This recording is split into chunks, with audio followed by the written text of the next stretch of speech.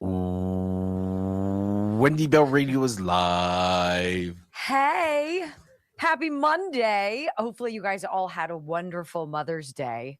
Thank you to everybody for such lovely messages to me. You're so kind. The letters I get from you guys, I get letters from people after my birthday apologizing for being late. And I'm like, what? The thoughtfulness you guys give us. Thank you. I didn't get one happy Mother's Day yesterday. It was a great Mother's Day. Brock and I went golfing with Bobby and Chris. And who I told my friend this morning because he texted me to ask how golf went. Mm-hmm. And as a mother, you probably would want to hear this. And I said this to him, as 17, 18-year-olds, they're very nice to be around. Not your typical, they're courteous, they're fun, they're polite, but they'll needle you even in good fun. You know, it's not malicious. It was a great time. And it was a good time. Those are really nice things for you to say about them. Thank you. All right. I want to get this out of the way because I don't want to get it to get buried. You know that I've partnered with the wellness company. You know how I feel about Dr. McCullough.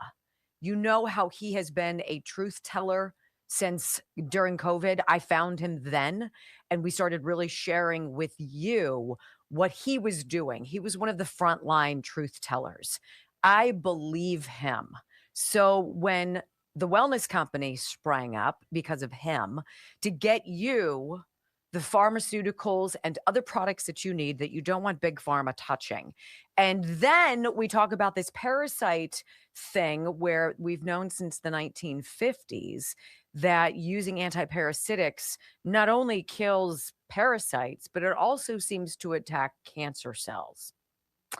There's something pretty interesting going on there, and the wellness company is on it. And it's that combination of ivermectin and mebendazole.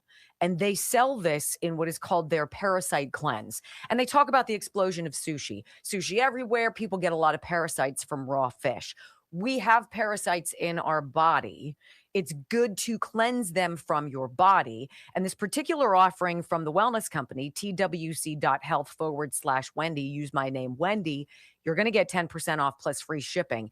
It's a smaller, more cost-effective cleanse. So instead of it being 90 days, they give you a 45-day cycle, which is more affordable, but gets the job done. So each capsule contains 25 milligrams of ivermectin, 250 milligrams of mebendazole, lab tested for quality. You can now get a more budget-friendly 45 capsule option. This is going to cost you a whole lot less. It's going to give you 2 21-day parasite cleanse cycles. So good for you and somebody else. twc.health/Wendy. I'm intrigued by this, not just for parasites, but for the potential treatment for cancer. Am I a doctor? No. Do we stumble upon stuff and we share it with you? Yeah. And do you think it should be stuff that everybody should know? Yeah. I want you to be able to decide for yourself. TWC, the wellness company, .health/Wendy, 10% off free shipping when you put in my name as a promo code. We have a friend that does this once a quarter. Who cleanses. Yeah. Mm-hmm. Yeah, I think that and is never sick. Yeah, it's starting to sound like something that's more and more reasonable. And you've got extraordinarily safe products here. Ivermectin, extraordinarily safe, right? I've been hearing about ivermectin before it even became. Dr. Mike used to tell me about it. For the animals. It's a fantastic drug. And he's like, it's a fantastic drug, period. Mm-hmm. And he's not into pharmaceuticals. But he's like, it is one of the drugs out there. It should have won a Nobel Peace Prize. It's that good. 100%. And I trust him. Well, it did win the Nobel Prize in Medicine, if I'm not mistaken. So that's probably what you mean. Yes. It is fantastic. So anyway, how are you guys? Everybody good? We're going to try to knock it out of the park with the Rumbles today, and I am going to annoy you, and that's just the way it goes, and I'm sorry, but You'll get over it. Look at me. I've made it 5 years of being annoyed. Well, now, if everybody does what they're supposed to do, nobody needs to be nagged. You mean by rumbling, or are you talking about me?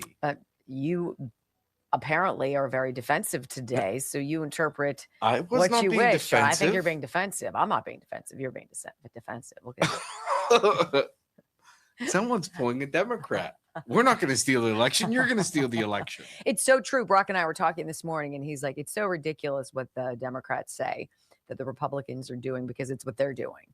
And I'm like, yeah, 100%. If you want to know the playbook, just pay attention to whatever they accuse the Republicans or Trump of doing. A year prior. Yeah. They've already done it. Yeah, it's done. They've already done it. And the damage has been caused. Right? Go figure, y'all. I'm so excited you're here. Hello. Welcome. Wendy Rumble. played terrible yesterday. 5, 4, 3, 2, 1. Welcome to your daily dose of facts to fight off the liberal gaslighting. You can be in the middle of a hurricane. You have sanctuary in the city of Chicago. Or you can be on a calm day. North is still north. You could be in a thunderstorm. I am angry. We are not going back. Not ever. North is still north. People can yell at you. The hell with the Supreme Court. We will defy them. North is still north. It doesn't change fundamental things. And in this business, right is still right, even if you stand by yourself. We don't get fooled again. No. Live across the fruited plain and from sea to shining sea, we are converting the Marxist left 1 hour at a time on the Wendy Bell radio program.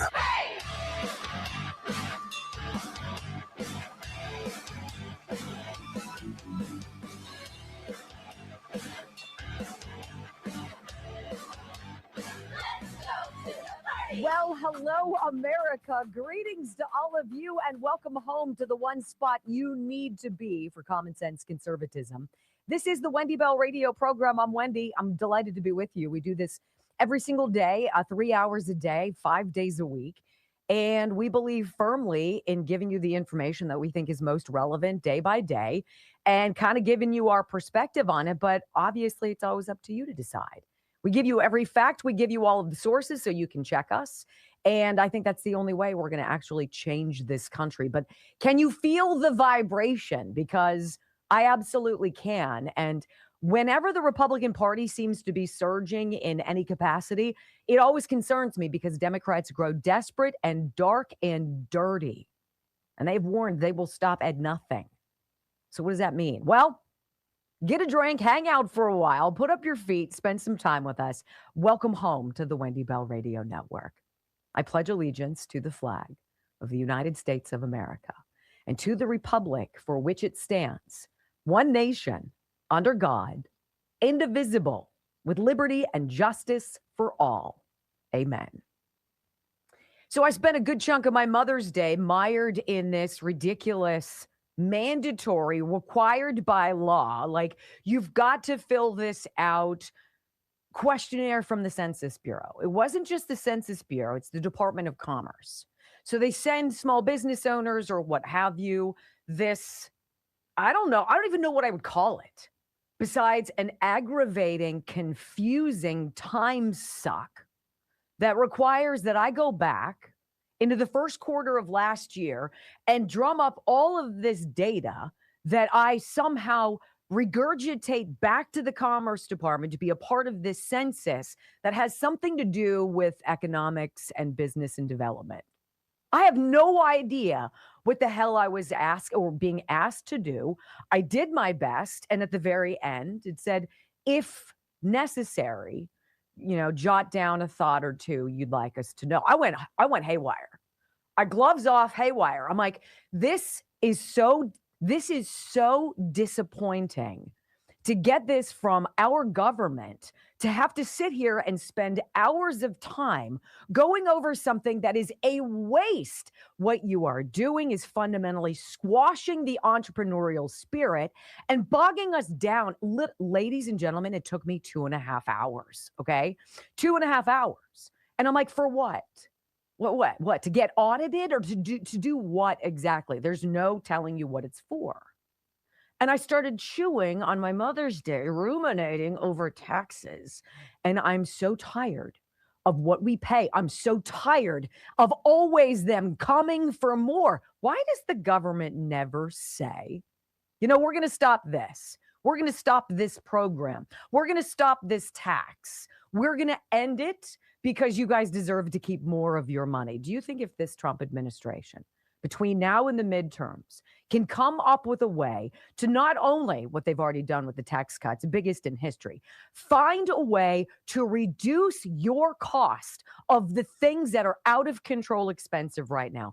Do you think that would move the electoral needle?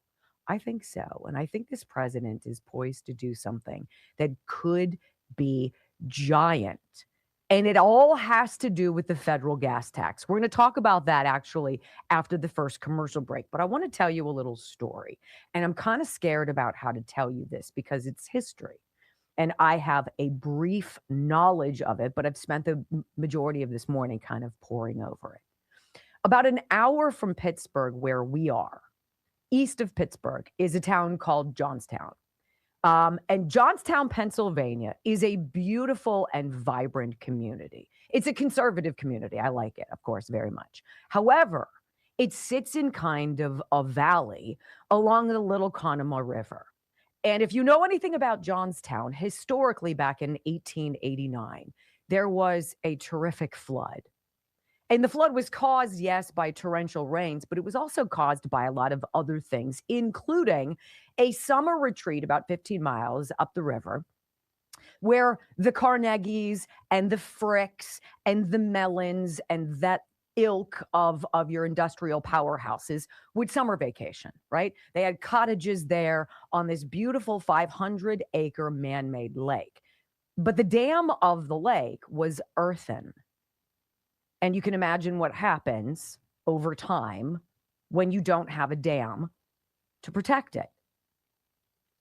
Well, I believe it was May of 1889. There was just a horrendous storm, and the dam gave way, and it absolutely flooded with something like, what was it? A 30-foot wall of water, 20 million tons of water barreled from that lake down into the community of Johnstown, wiped it out, totally wiped it out. 2,200 people were killed. It was 3 stories of water. 99 entire families were wiped out. 348 children perished. When they finally got the telegraphs running again, an urgent call went out to Pittsburgh for coroners and for caskets. And 50 volunteer undertakers came to the city of Johnstown, what was left of it, to take out the dead. That wasn't the end of the story. They cleaned a lot up. 1936, another storm and another flood. But it was in 1939 that was the big one there. Knocked out 25 people, completely destroyed the community. And they said enough is enough. And so began this channeling effort to redirect the water away from the people of Johnstown, Pennsylvania, right? At the time, it was going to cost $8 million, which was giant back in 1942 when this Johnstown flood tax started here in Pennsylvania. And so you understand the idea, of course. We need to rebuild, right? We need to rebuild. And so to do that, we're going to have a sin tax. We're going to charge 10% on any alcohol or wine. So spirits and wine. And after a period of 6 years, the money was raised. In fact, well more than that, $42 million was raised to do all of the work in the city that was necessary. But to this day, the people of Pennsylvania pay a pretty monster tax still. It's now 18% on every bottle of liquor and every bottle of wine that's sold in the Commonwealth of Pennsylvania. Now, the flood tax is basically over, right? The damage was done, the repairs were made, the bill was satisfied, but they didn't stop collecting. And over the course of the last, 80 years, billions of dollars has been raised. In fact, every single year, $500 million in revenue is generated in the Commonwealth of Pennsylvania from the 1939-1942 Johnstown flood tax. Where does that money go? It's not going to Johnstown. It's not going to do anything there. It's going into this general services slush fund, which, by the way, has something like $46 billion in it. Where does that go? Why are we still paying? Why doesn't anybody say, I think we've paid enough already? Every single time a bill has come up before the Pennsylvania legislature to squash this flood tax, it gets defeated. Why? It's a slush fund. It's just like every other tax you seem to pay. So I bring you this idea of the never-ending tax because once they start it, they never stop it. As an example, to kind of whet your palate today for the concept that if this president wants to bring back or at least attract Generation Z voters back to his base, if he wants to go out to middle-class America and say, look, we're going to do something and listen to you, we are going to take away for good, not just some temporary holiday until this situation with Iran is finally remedied, and then all the tankers can flow out of the Persian Gulf as usual. If this president comes forward and says, we're done with these unnecessary taxes that fill up our coffers, that go to unknown causes, and is all a giant grift. Ladies and gentlemen, if you think 2020 was a landslide for this president, which it most assuredly was, I dare say, buckle up for the biggest transformation of Democrat voters into Republican voters in American history. Will it happen? Probably not. But if the president was smart, maybe he would listen, right? So we're going to talk about this when we come back. We're going to talk about Chris Wright, Energy Secretary, dropped something on NBC over the weekend. And I was like, that right there, that could be the ticket. What do you think? You tired of paying 18 cents a mile for a federal gas tax that does exactly what for you? I am. Next on the Wendy Bell Radio Network. I was going back and looking at some of the history of some of the pictures of the devastation from 1939, even before that. It is, thank goodness they haven't had something like that since the mitigation efforts. But how long do you need to pay? How long do you need to pay? Why are we doing this still for 80 odd years? And in 6 years, they paid off the work that needed to be done. Well, because once they start, they're never going to stop wanting your money. Think about the Pittsburgh drink tax. That was supposed to be... Is that 6%? It's 10, I think. 10%? And then you get an extra kick in the balls if you live in Allegheny County. Where they add something that's for extra. every restaurant. Yeah, that's right. That's right. Let's talk about how many ways we can dissuade small business. Don't forget, you have to pay the parking to go to anywhere in Pittsburgh. This is why I was triggered by the ire of this commerce, department census hookup of Mother's Day doom for me. I'm like, what do you want? Do you have any idea how much we already pay?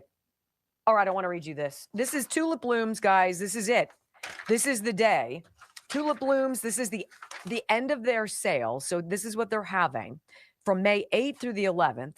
So through today, tulipblooms.shop/Wendy. Customers will receive a free mini rainfall with every purchase over $100. This is one of their most popular, most loved moisturizers. It's especially for skin that has been out in the sun. So this is great to get in your house right before we're all out at the pool.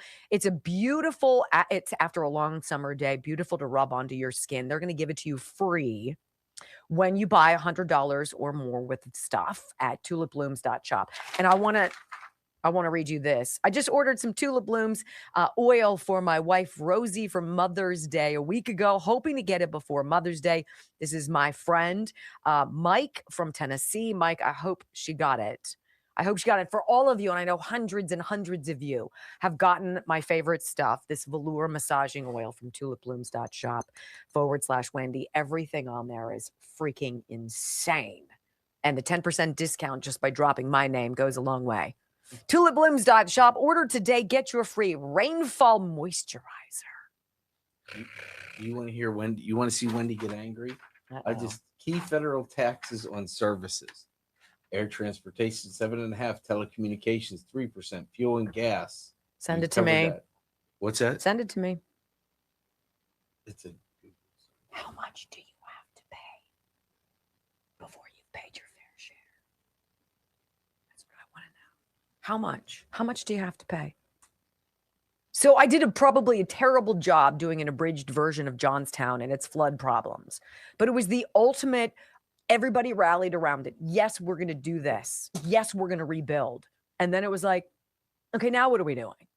Go watch Men Who Built America. And who's getting it? They covered that. Huh? Men Who Built.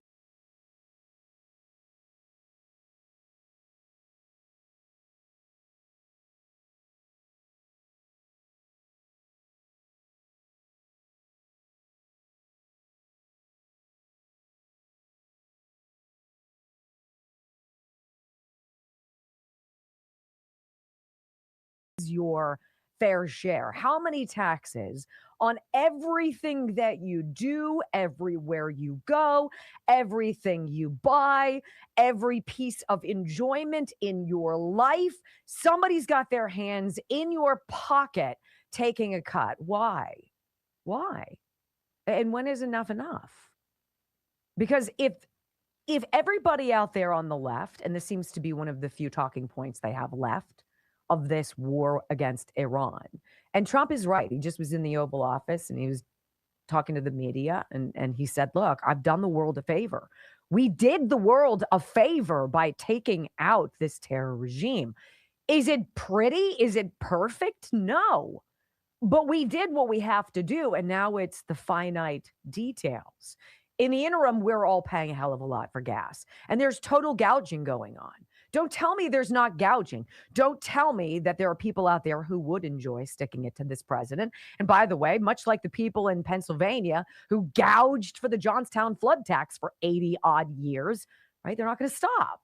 So if this president is like, okay, no more federal gas tax, that's 18.4 cents a mile or gallon rather. 18.4 cents for every single gallon of gas that you put in your tank. How would that be if they just stopped that, if they froze that for a month? If we said, you know what, we're going to drop the price, that's a pretty significant price drop. That could actually be very enticing. That could be a reflective government listening to the woes of the people who are like, we're reeling from Bidenomics and inflation. What about it? Well, Chris Wright, Secretary of Energy, said that this is definitely one of the things that this Trump administration is considering. And Kristen Welker over at NBC, she's like, wait a minute. I want to make sure I have you on the record. You're seriously talking about possibly freezing the federal gas tax. And he's like, yes. Let's talk about this debate over the gas tax. States like Georgia, Indiana, Utah have suspended their gas taxes. And there's a bill in Congress, actually, that would temporarily suspend the federal gas tax, which is 18 cents a gallon currently. Would you support suspending the federal gas tax to give families relief right now? Yeah, all measures that can be taken to lower the price at the pump and lower the prices for Americans, this administration is in support of.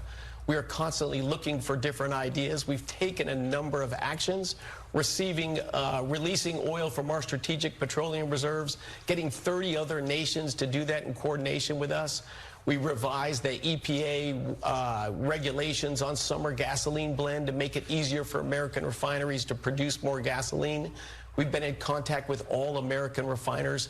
asking them to do shorter maintenance work this spring so they can keep pumping out more products.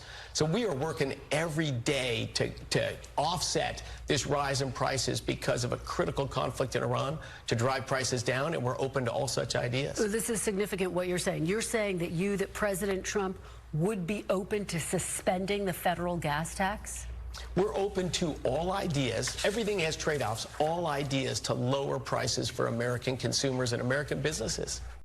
You know, I don't like to talk for you guys because I think everybody needs to have their own voice. I'm going to do it, just if you don't mind. Just do it.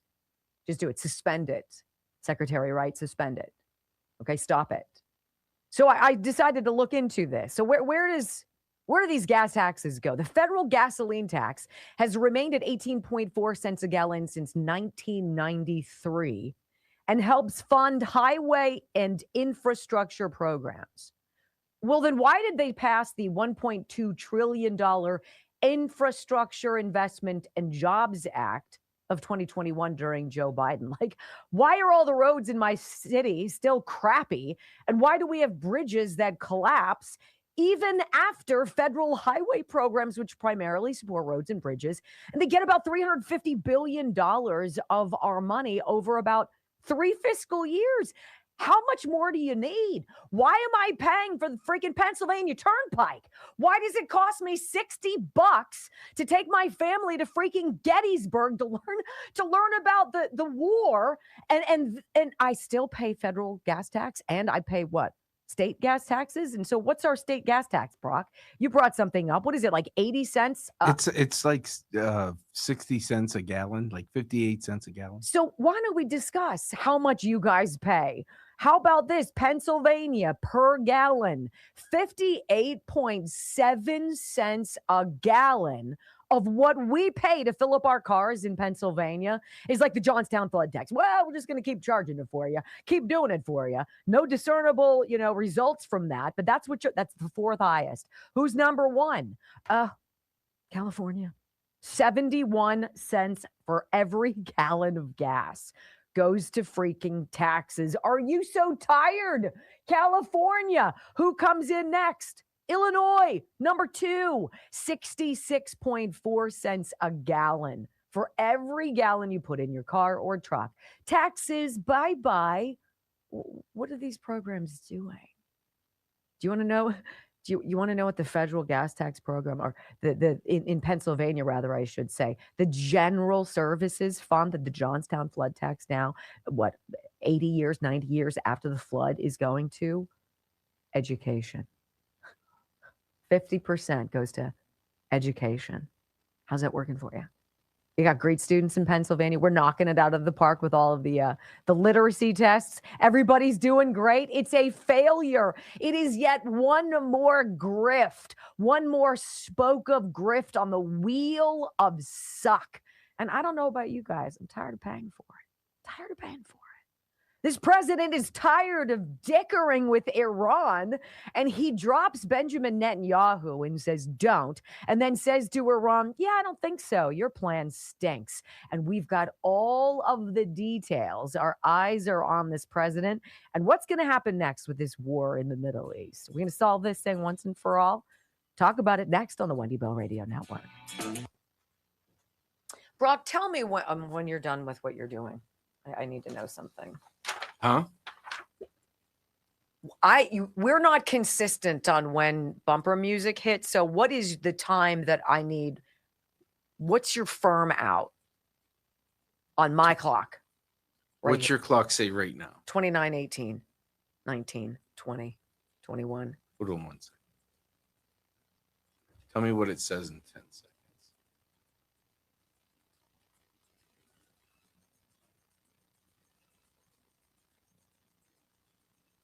No. 35, 36. Okay. So I need out at 28.50. So when I start playing the bumper music at the top and bottoms, which is the only hard hits, you have 30 seconds. Yeah, but sometimes you don't play it. So I play it all the time. No. Sometimes it's late. And so I don't. Okay. So the time that I need to be out is straight up 29 even. If you're 35 seconds ahead of, So I'm at 29.35 right now. So that means you're at 29 or 30. Uh-huh. Yeah. This shouldn't be much longer. But yeah, Okay. I'll make sure it's right on time. Anyway, so why I'm frustrated about taxes is, for heaven's sakes, it doesn't work. The system is woeful. It completely discourages earning. It completely encourages grifting. And it does not reward hard work. It does not. It rewards taking away from those who produce to line the pockets of those who pretend to produce. And I'm pissed. I'm so tired of it. I'm trying to tell my son, Michael, you're going to have to save, essentially, conservatively, every dollar that you make, you've got to save 30%. You got to take a third of it and set it aside because you're going to have a tax bill because you're a 1099 worker by and large. A third of what you make. This is a huge, huge wake-up call for the younger generation. I think the president could do a big deal if he suspends this. We'll see what happens. I don't know. And I'm all there for is, you know, and someone asked about you saying going to Gettysburg. Yeah, you can go different roads. Mhm. It adds about 35 minutes to your 3 hour. If you want to travel the Lincoln Highway, it's a beautiful drive. You can, but but if you got to get somewhere, you got to be on the freaking Pennsylvania Turnpike, which I believe is the most, if not one of the most expensive turnpike systems in the country. Yeah. Listen, when I'm going there, I want to get there. I don't want to feel the wind in my hair driving through nice little communities. I do sometimes. You do it makes sometimes, my hair look really good. But not every time. Sometimes you just want to get there. I agree. Sometimes you want to know, why do you want gold? I never have to know. You don't have to question. I don't have it, but you have no disillusionment about why you would want some gold. Gold, silver, platinum, and palladium, it is the ultimate hedge against uncertainty. And while I believe that we were a lot more uncertain during Joe Biden, there's a lot of uncertainty out there. And if you're heavily invested in the stock market, like 100%, it's unwise. It's unwise. And so when I started talking with Wendy Loves Gold, Texas Bullion Exchange, and they were explaining to me what they do, why they do it, the gold standard, when we left, what happened to the value of the dollar vis-a-vis what happened to the value of gold, it started making sense to me. It's not like you have to go out and buy $4 million worth of gold and silver, but if you have a retirement account, it's easy to get precious metals into it. If you have money that you are sitting on, why are you sitting on it? Buy gold, silver, platinum, and palladium and watch it grow in value. 855-927-5557. I'm on a phone call with them today at 3:30. I'm so excited. I'm so excited. They want to come, I think, here and shoot a commercial that they, or are part of one, that they would use ostensibly in their national ad campaign. And I'm excited for them. I love companies that want to protect us, and they want to protect you over the long haul. So you don't just buy gold and then they're like, see ya. They want you coming back, and they work hard for that. 855-927-5557. I've bought from them twice. And sometime down the road, when I don't have 3 kids in college and I'm not doing a backyard patio redo and needed a new roof, I'll probably get more. But other than that, you're fine. But other than that, everything's perfect. I'm doing great. It's not at all financially stressful right now. Things are great. How about Ryan's Mother's Day gift for me yesterday was the surprise of his good friend with flowers coming to my house while he was on. Who you adore. I do. On FaceTime and bringing me flowers in person. And I'm like, she came out of her way to come to my house to give me flowers. Wasn't that the sweetest thing? Sweetest thing. All right. It was almost as sweet as the gas-powered lawnmower or leaf blower I got back in the day. I was like, how you doing? Oh, wait. Let's see who the 4th most overtaxed country or state is. Let's see. It's New York. Pennsylvania's 4. Washington State is 3rd. Yeah. Then you've got Indiana 5th. What's Oregon? Michigan 6th. Oregon is 12th. Yeah, Illinois? California is just. Illinois is, hold on. Illinois is second. What do they all have in 66. common? 66 to our 58. It's like, what do you get for that? Good schools. Great roads and bridges, Yeah, fantastic great students schools. and cheap turnpike tolls.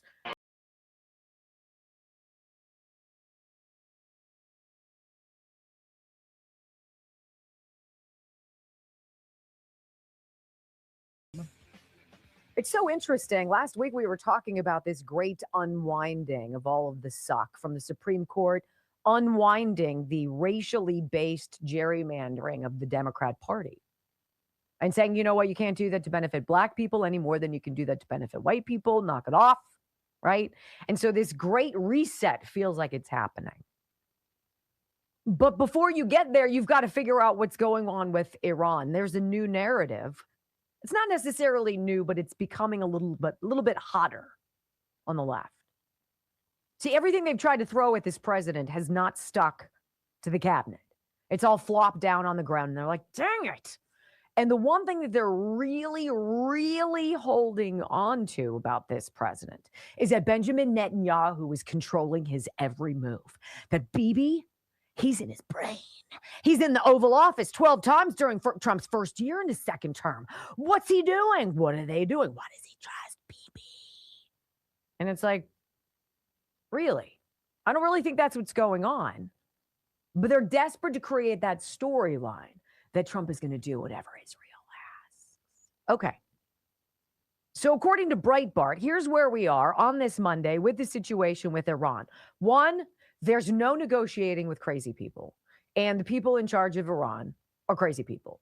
People who will kill indiscriminately anybody that they disagree with, period. That's a crazy person. A crazy person who's willing to starve the people of their country because they're so desperate to stay in power. That's crazy. People who will blow up anybody. Crazy. This president is trying to negotiate in some degree with crazy. But apparently, whatever Iran sent back over the weekend as their list of demands or what have you, Trump was like, yeah, no. Wah, wah. I don't think so. So this is the headline from Breitbart. We'll get into some of the nuance. Then you got some sound here that's just ridiculous. And ultimately, we'll start with Ro Khanna on with Maria Bartiromo over the weekend, who's trying to make the case that the greatest president who ever took on Iran ever was Barack Obama. And Maria Bartiromo was like, wait a minute. Wasn't that the dude who sent pallets of cash? And Valerie Jarrett did some backroom channels through Hezbollah, through Swiss bank accounts to get them money from which they used to do their uranium stuff. Like, what? You're going to hear Ro Khanna's slice of crazy in a second, but this is what's going on. President Trump Sunday rejecting Iran's latest response to the American offer to end the conflict is totally unacceptable, warning Tehran it would be laughing no longer after reports indicated that the regime refused key U.S. nuclear demands while pushing for sanctions relief, frozen assets, an end to the naval blockade, and control over the Strait of Hormuz. Other than that, they don't want anything else. They're fine. We'll take nothing else. They want everything or nothing, okay? So Trump was like, suck it. I don't think so. So Iran submitted its response Sunday through Pakistani mediators following nearly 10 days of deliberations, right? So Trump's like, no, not only do I not have any interest in what you're talking about, he's also going to tell Israel right on cue, you know what? This is my deal. This is one of the headlines on Breitbart today. This is my deal. I don't want anybody getting involved in the deal I'm making. And we'll tell you a little bit more about that.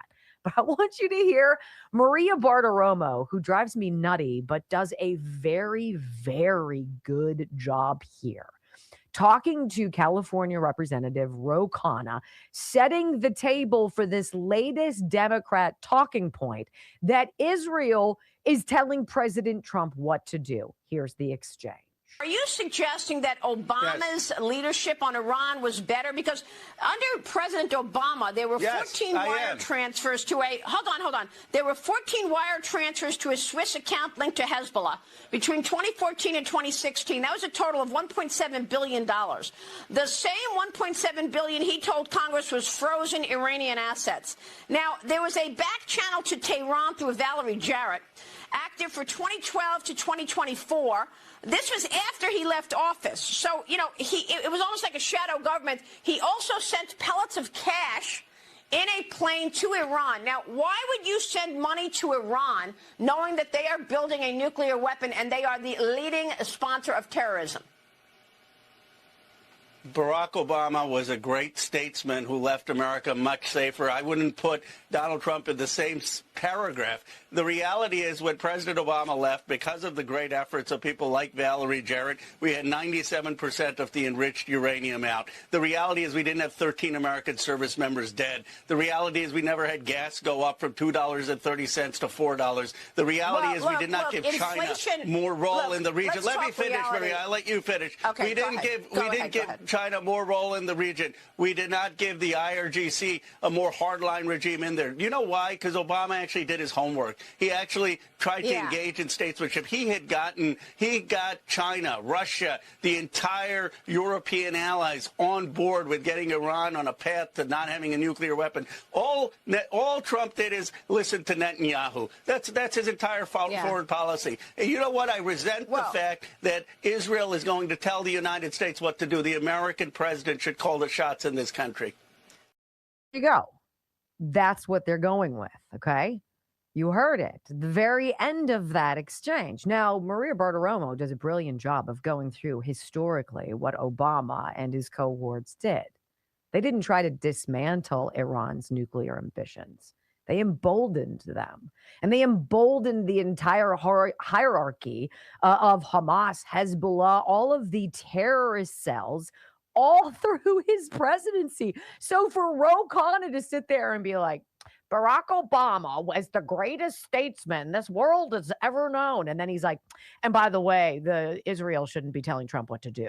You're like, oh, that was an interesting placement that you just dropped that on us. And so, right on cue, Trump to Netanyahu on Iran deal.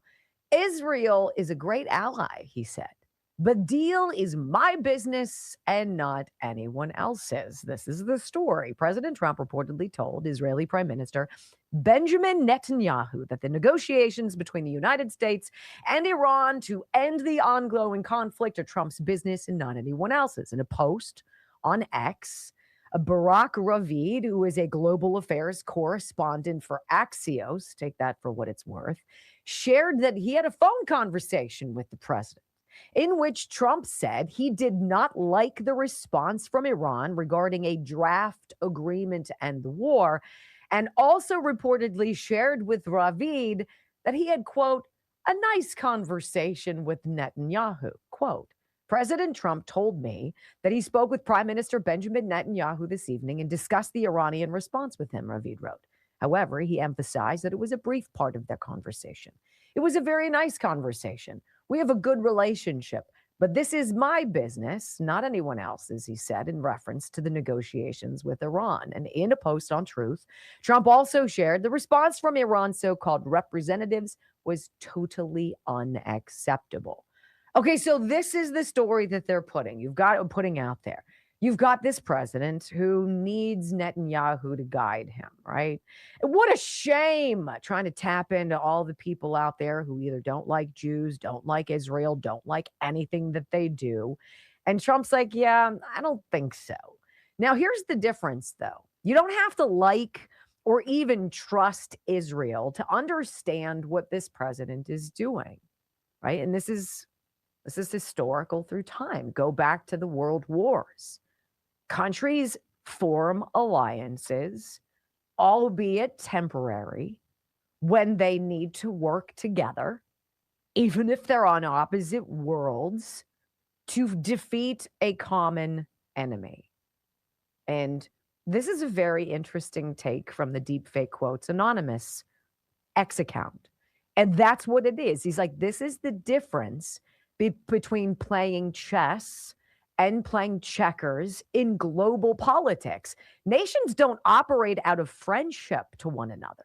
They operate on strategy, which is why temporary alliances work. Listen. Netanyahu hates you. You know that. They don't like each other at all. The people pushing you toward this would include Rupert Murdoch, who despises you. Trump knows that, of course. Mark Thiessen has always hated you. Ben Shapiro, they hate you. Mark Levin hates you, has always hated you. And I said that right to his face. And he said, yeah, I know. Sometimes you align with people you don't trust to defeat something more dangerous. That's not weakness. That's statecraft. And that's why they call it a global chess game. Because in chess, you don't win by charging straight at the king. That's checkers thinking. Chess is strategy, positioning, sacrifice, timing. Sometimes you protect a piece you don't even like because removing it too early costs you the entire board. During World War II, the United States allied with the Soviet Union. Think about that. America aligned with Joseph Stalin, a brutal dictator responsible for millions of deaths. Why? Because defeating Hitler came first. And the moment the war ended, the alliance ended. The Cold War began almost immediately. Do you think Roosevelt didn't understand who Stalin was? Of course he did. He was playing chess. That's the difference between checkers and chess in global politics. Some people look at diplomacy and think, if two leaders are talking, they must secretly love each other. No. Nations don't operate on friendship. They operate on strategy. Temporary alliances, economic leverage, military positioning, timing, pressure, end goals. A chess player may sacrifice pieces, make uncomfortable moves, or appear patient when everyone else demands immediate action. Because the objective isn't emotional satisfaction. The objective is checkmate. My friends, we are all anonymous, and the moment you understand the board, the moves begin to make a lot more sense. And it's true. Doesn't this all seem so interesting? President Trump's first major Middle East tour of his second term occurred just a few months after he took office in May, just about this time last year. He visited Saudi Arabia and Qatar and the United Arab Emirates. He secured massive investment deals totaling something to the effect of $4 trillion, of which we've realized revenue of about 300 billion of that money. But that wasn't perhaps the president's main goal in making that Middle Eastern tour. What do you want to bet? He was gathering all of these players to do something together for everyone's individual security, but for their economic prosperity. That is what we are watching, not Israel manipulating this president. He had the playbook written well before this. When we come back on the Wendy Bell radio program, we got to talk about it's not just you and I who aren't that into, Kamala. It's everybody. It's Democrat donors. It's millionaires. They're like, yeah, that's a bad investment. 2028 is going to get wonky next. Well, we'll see what happens. But don't you wish you were a fly on the wall? If this president went to all of these Middle Eastern countries and was like, look, we're going to create wealth, the likes of which you've never imagined. We're going to bring American ingenuity and we're going to bring it to Iran. We're going to bring it to Cuba. We're going to bring it to Venezuela. We can work alongside you. You want to drill? You want to get more oil out? You want to make more money? We can work with you. How about rare earths? He was doing all of this stuff, wheeling and dealing and saying to these countries, how about you become energy independent? How about you take charge of your destiny? Because that's what I'm about to do. And you can be with me. Look at all the people on the board of peace. Or you can be against me. Look at all of the people in the EU. Look at all of the people in Europe who Biden and Obama were buddies with. Who freaking Ro Khanna just tried to say Obama was fantastic with. Really? All right, let's talk about it. Who do we want to talk about, Brock? How about Ireland contracting 1-800-NEW-ROOF, IrelandContracting.com. I got a few testimonials for you. Mike from Pittsburgh said we had quotes from 3 different companies. We knew 2 minutes after Tom from Ireland Contracting was with us that we were going to use them, even before we got the quote. Ireland Contracting is very professional. They are great at communicating and had an excellent team on site who were incredibly clean and neat. The roof looks tremendous, and I already have suggested the company to several friends and coworkers. Best of all, they had the most favorable quote. I highly recommend Ireland Contracting. I agree. It was the best quote I got, and I was in a pickle. What was I going to do when I needed a new roof and he had come in way over somebody else? I would have been like, I didn't have to, because that's not what happened. Ireland Contracting, Southwestern Pennsylvania. Go to IrelandContracting.com, 1-800-NEW-ROOF. And don't forget Dan, their son, the electrician. You have a home electrical problem, something you need help with, he's your guy, 1-800-NEW-ROOF, IrelandContracting.com. Time's your clock say? 50:55.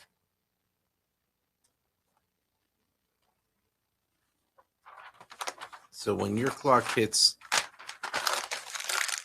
58:15. That's when you normally should start playing bumper music, right? That's when I'm going to, yes. At 58:15, I play it. Right. Sometimes you don't, and so it freaks me out, and that's why I'm asking you. That's all. So at 58:30 on your clock, start to wrap it up. What if I don't want to? I'll just cut you off. Lovely. How's everybody? What's going on out there? Who's going to say something nice about us? Oh, you went us this time. Usually it's just you. Well, I figured I'd give you a bone. If you sound like you need a little love today. Well. Right? I love that. Think about all of the problems that they have. It's just so freaking fantastic. It is so freaking fantastic. We need 360 people to click the Rumble button to hit 2,000 Rumbles in our first hour, which would be, then I just need 500 an hour after that. That's like nothing. Easy peasy. Look at you guys. We were 11 the other day, I think. No. You think maybe when you checked. Made me sad. Hi, Bill Fred. What's up, Hammerhead? Hi, John. Lowest I've seen is 9. Somebody's hair is fabulous. Thank you. I spent a lot of time on it. Hi, Treach. What's going on?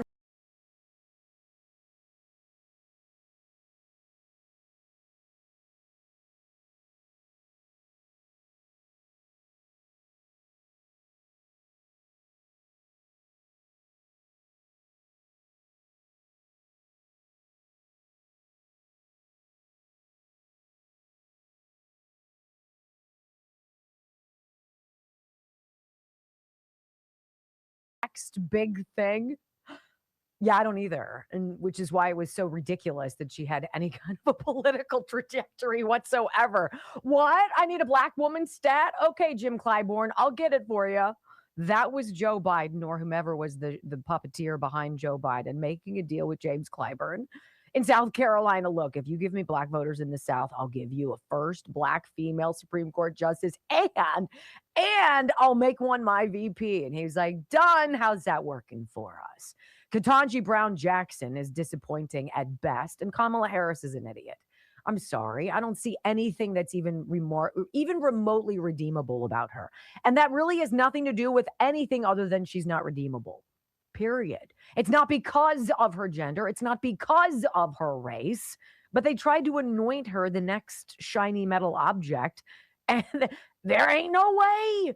And donors are like, yeah, we're not that into you. It's gotta suck. Let's read about this. New York Post. Kamala's cash crisis. Big donors are turning their backs on Harris's 2028 bid already hangs by a thread. Look, why should we keep people around who are dead weight? Why don't you trim the dead branches off of the tree? Why don't we release the baggage that isn't working for us? And I don't know, get some new ideas, get some new people. The Democratic Party does not have an answer for Spencer Pratt, who's running for mayor of Los Angeles.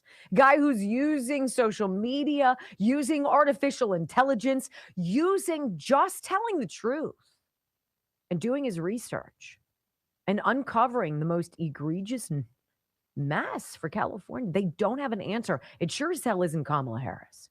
And as soon as they dump that idea and move along, it would be better for them. So I hope they hitch their wagon to her. Here's the story. Support for a 2028 presidential run for former Vice President Kamala Harris is dwindling.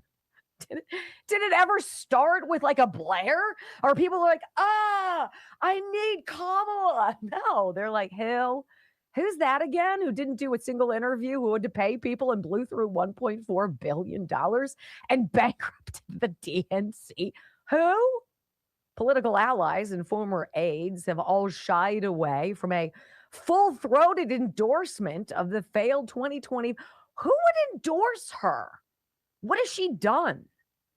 Right? Have you seen her holding babies? Have you seen her on any kind of a trail making any kind of sense? Has she taken a stand on any issue? Is she authentic about anything? Or do you look at her and just see nothing? Well, I'm going to go with nothing. So they're shying away from an endorsement in scathing interviews from, oh, what a shame, from former fundraisers and donors who gave more than $1 million to her 2024 campaign. Many seem to look away rather than embrace her as a contender. You got to hear some of this. I think it's a little too early to pick a favorite at the 2028 race, but Kamala Harris will not be my candidate. One donor who was granted anonymity said to, I guess, whoever it was who they were talking to, was it Politico or the whole LA Times, right? LA Times. Nope, I don't want to do this. There is an enormous appetite for new blood, something fresh, something that really represents the future, not the past. Who's that going to be? Amy Klobuchar, a gay Pete Buttigieg who wants to look lumberjacky so he looks more manly? Like what? So there are already many names being floated out there as possible Democrat contenders. Like who? Gavin Newsom?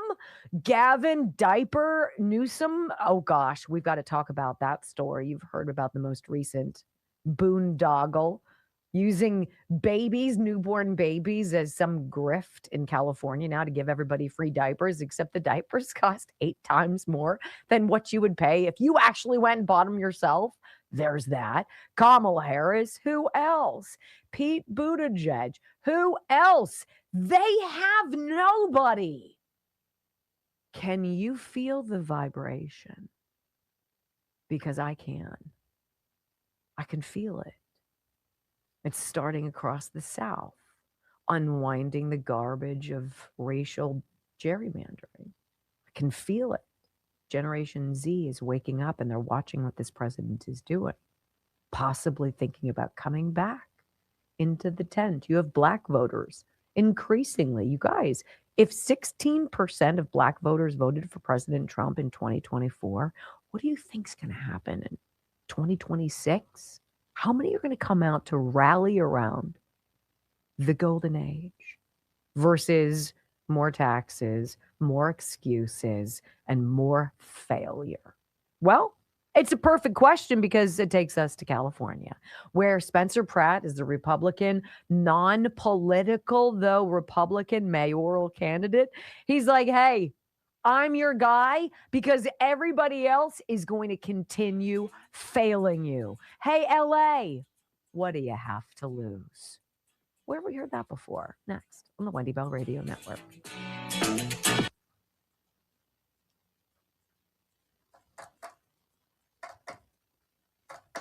Karen Bass. she'd be frightened.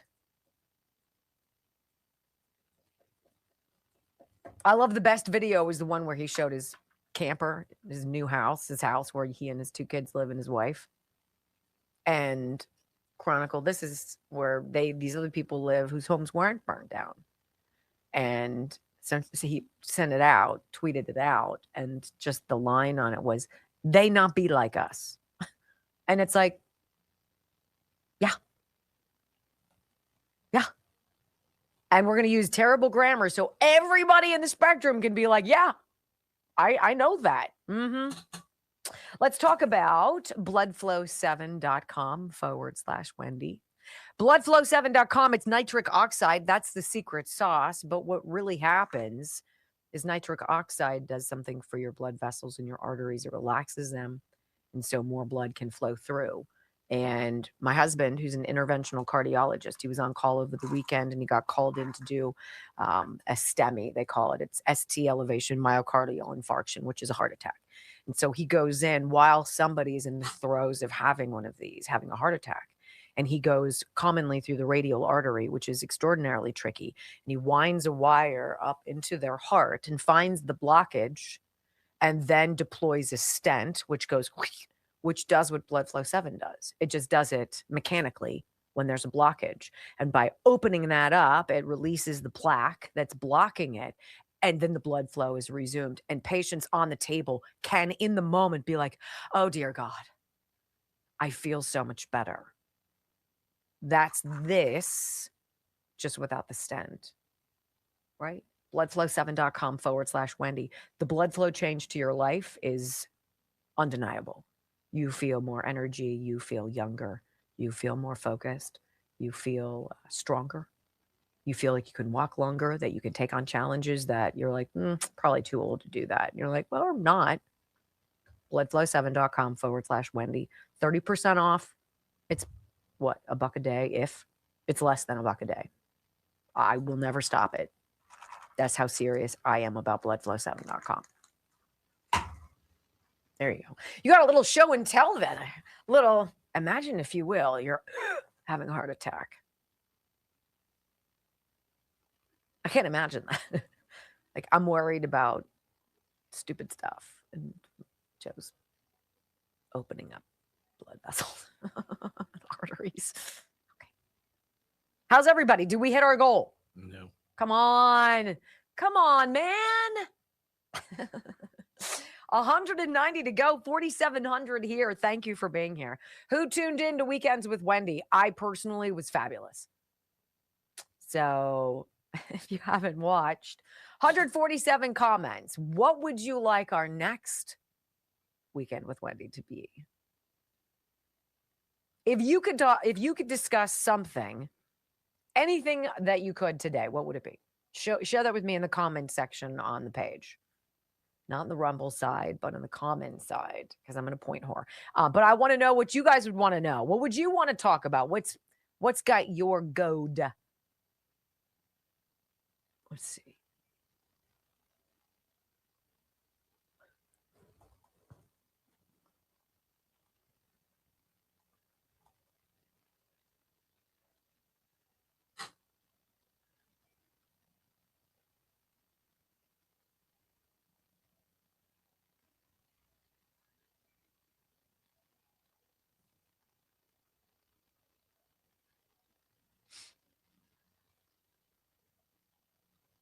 I didn't hear. Did you use Feel the Vibration as the song today? We use Good Vibrations. Oh, use Beach Boys. You didn't do Feel the Vibration. No. Oh. Why didn't you tell me to? I figured it was. That's the Marky Mark, isn't it? Yes, I figured it was. That's what I wanted. I should have said so. I'm sorry. I'm not a mind reader. Okay. I just thought when it says Feel the Vibration as the title, that might, I don't know, it sort of felt like a trigger to me. Like, that would make sense. Oh, there's so many new ads about Spencer Pratt, and I don't think he's doing them. I think there's some other people who are kind of like the Dilly meme team. Yeah. Who I don't think they're necessarily getting compensated by him. There's like a fuzz on my nose or on this thing. And they're fantastic. They're fantastic. So what are you going to do an ad about with Karen Bass? You're going to have her walking around with some I'm the mayor jacket on. Like, who are you? Besides a Cuba lover. She loved her some Fidel Castro. Confident. Yes. Love the Dilly meme team, says Demanda. I agree 100%. You love the weekend show. Thank you. Why hasn't anyone been locked up yet? Yeah, I understand. discuss what Hakeem and Dems are trying to pull here in Virginia. We're gonna. You mean where they want to change the age at which you max out, you age out of being a Supreme Court justice in the Commonwealth of Virginia, and they'll have to make it below 54 if I'm not mistaken, because that's the youngest justice. So they're going to be like, well, look, anything over the age of 50, it's just like, it's time to retire. And you're like, really? Really? But what about Ruth Bader Ginsburg, who was like, right? Seriously, I'm funny, and you guys know it. Brock never laughs at my jokes, but he should, because I'm fabulous. All right, let's see what you guys wanted to talk about. I don't know when you're joking. That's all right. Who's hungry? There you go. Now everybody. I'm starving. I could go for a French dip. You want to talk about crocheting? No. Negative. I'd sit and drink wine with you and crochet. You'd sit and drink wine. Thune being run out of power. I think you're going to see a shift. June, July, August, September, October, November. Cassidy gets primaried, and these are people that are in his inner circle. How the media industry's lost its way. Raoul the pool boy. Well, don't we do that every day? Really? Welcome to our farmland to Walk Murphy. Oh, nice. Thanks, Angels. Angel. Someone asked if you're in the mood for wings. I have wings. I'm thinking about making them tonight. Any chance that you'll discuss the Steve Baker January 6th story? This is important for the country to understand. Trump's FBI had a huge black eye for Brian Cole Jr. Yeah, I understand what you're talking about. 5, 4, 3, 2, 1. Wendy Bell, America's anchor mom, fighting for America 1 hour at a time. Welcome to the family. We're going to win so much. We're going to win at every level. We're going to win economically. We're going to win with the economy. We're going to win with military. We're going to win with healthcare and for our veterans. We're going to win with every single facet. We're going to win so much, you may even get tired of winning. And you'll say, please, please, it's too much winning. We can't take it anymore. Mr. President, it's too much. And I'll say, no, it isn't. We have to keep winning. We have to win more.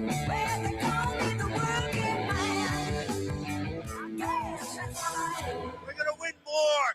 3 hours of bold truth and excellence. You've just signed up for the WBR Army. Strap in. This is the Wendy Bell radio program.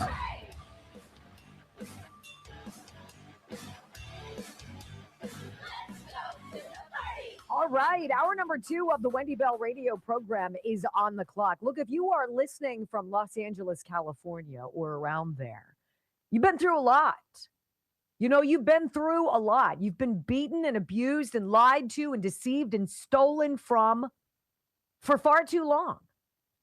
And if you're a conservative out there, which I presume you would be if you're listening to me, though I think I'm family friendly, you should join me if you're a Democrat. They want to lie to you again.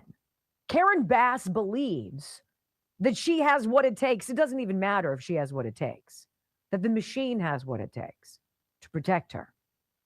Because the safest place for Karen Bass is to stay in her position as mayor. That's where she feels insulated. That's where she's got cover. That's where she's got security. She's got safety around her. She's got a house. She's got all the stuff that she needs.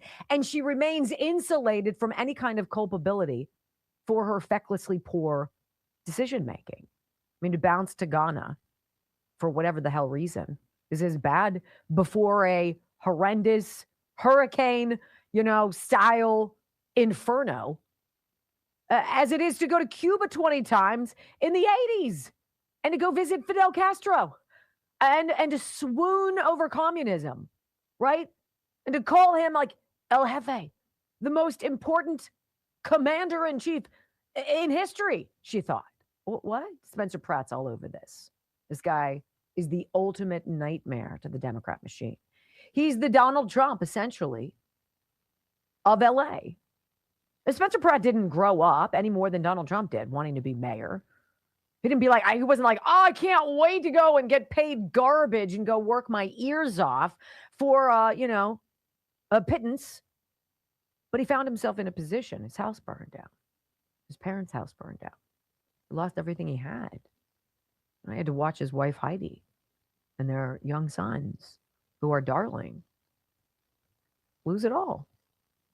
And then hear the empty platitudes of a mayor and Karen Bass who didn't care. She didn't care. A mayor and Karen Bass who was caught on a recorded line is saying that she had to bounce, she had to leave right before that fire. And when she came back, it would all make sense. You'd have to read between the lines, she said to the person on the other end. So did you know, Karen Bass, did you know what was coming? Did you know that somebody was going to set a fire as really strong winds were predicted, forecasted for the area? Because it feels like it, doesn't it? Well, Spencer Pratt is surging, and Karen Bass is freaking, as well she should. Los Angeles mayoral candidate Spencer Pratt, best known for his role on MTV's The Hills, is gaining traction on online prediction markets, including Polymarket and Kalshi, as well as local polling after a series of viral campaign videos and last week's mayoral debate in which he just made everybody look like liars. Liars and political professionals who are used to just spewing talking points but never actually caring. And sometimes when you lose everything and 20 odd people die, kind of forced to reset and start listening.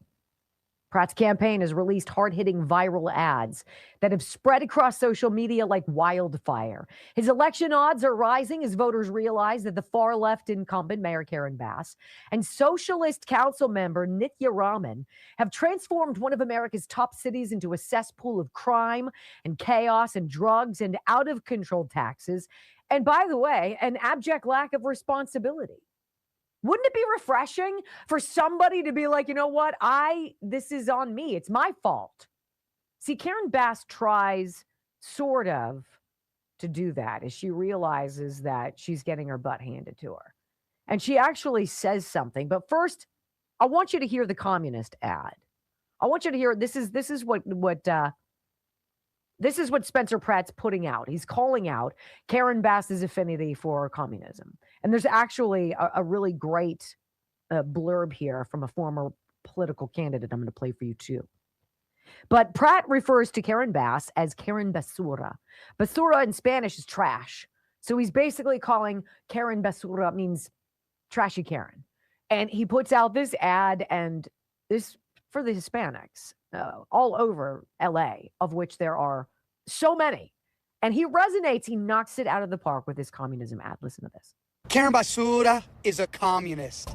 Now, when I was 19, 20, I was living in an apartment on Skid Row, getting my political science degree at USC. That's as LA as it gets, dude. But do you know what Karen Basura was doing at that age? You guessed it, going to Cuba to support the communist revolution and Fidel Castro's oppressive regime? What? Karen Basura is a card-carrying member of the Communist Front Group, the Venceremos Brigade, an anti-American communist solidarity organization in which she actively worked for years to undermine the U.S. and prop up the communist revolution in Cuba? Does this sound normal to you? Who in the heck spends their 20s supporting a violent communist dictatorship in a foreign country? What were you doing at 19 years old? Some reports have shown that Karen Basura's communist organization was actually involved in intelligence training ops on behalf of the Cuban regime, and some of the members actually bombed the U.S. Capitol in 1983. There's a legitimate possibility that Karen Basura is a literal communist spy, which actually might explain why such an experienced politician has been so effective at destroying America's greatest city in just a few short years? Well, now you know what her experience is. Some of you may not remember, but she was actually the front runner to become Joe Biden's VP pick for 2020. But that went up in flames almost immediately once people dug up her commie past and saw her foreign sympathies in statements following Fidel Castro's death when she called it a great loss. She used to refer to Castro as Comandante en Jefe. And for those of you who don't habla español, that means commander-in-chief. Now, I don't know about you, but the President of the United States is always my commander-in-chief, but not Karen Basura. Her commander-in-chief is the communist dictator of Cuba. And if you don't think that ad knocked it out of the park, the mayoral debate last week was blistering. 88% of voters polled by NBC Los Angeles said that Spencer Pratt won. 88%. Karen Bass got 7%, and Nithya Rama, the socialist, got 5%. Wasn't even close.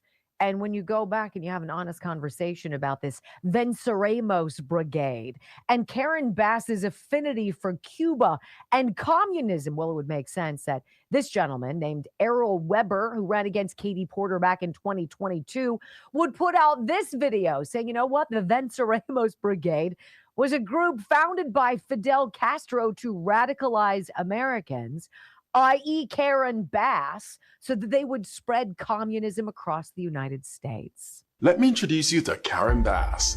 Back in the 1970s, community activist Karen Bass went on at least 15 trips to Cuba, many with a group known as the Venceremos Brigade, a Marxist group started by the Castro regime to subvert American interests, weaken democracies, and spread communism around the world.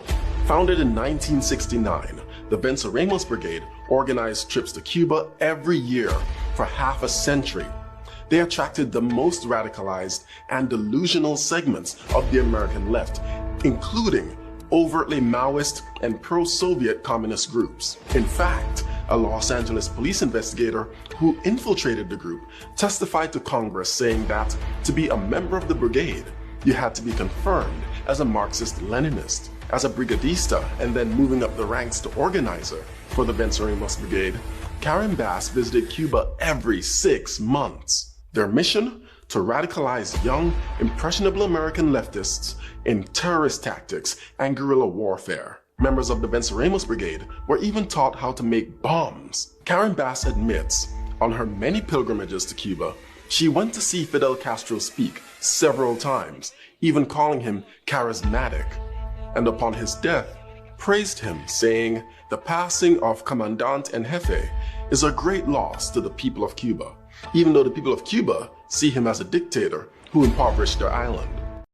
Yeah, and none of this history is looking too good for the mayor herself, who's apparently bowing out of a mayoral event this week in which she and the other candidates, including Spencer Pratt, would take questions. She can't. She cannot. But when asked by CNN after backing out of that televised mayoral candidate forum this week, Karen doesn't blame herself necessarily or her communist sympathies for letting LA burn. It was far more sinister than that. Where your challengers have accused you of mismanaging that response on a number of levels. Spencer Pratt personally blames you for his family losing their homes in those fires.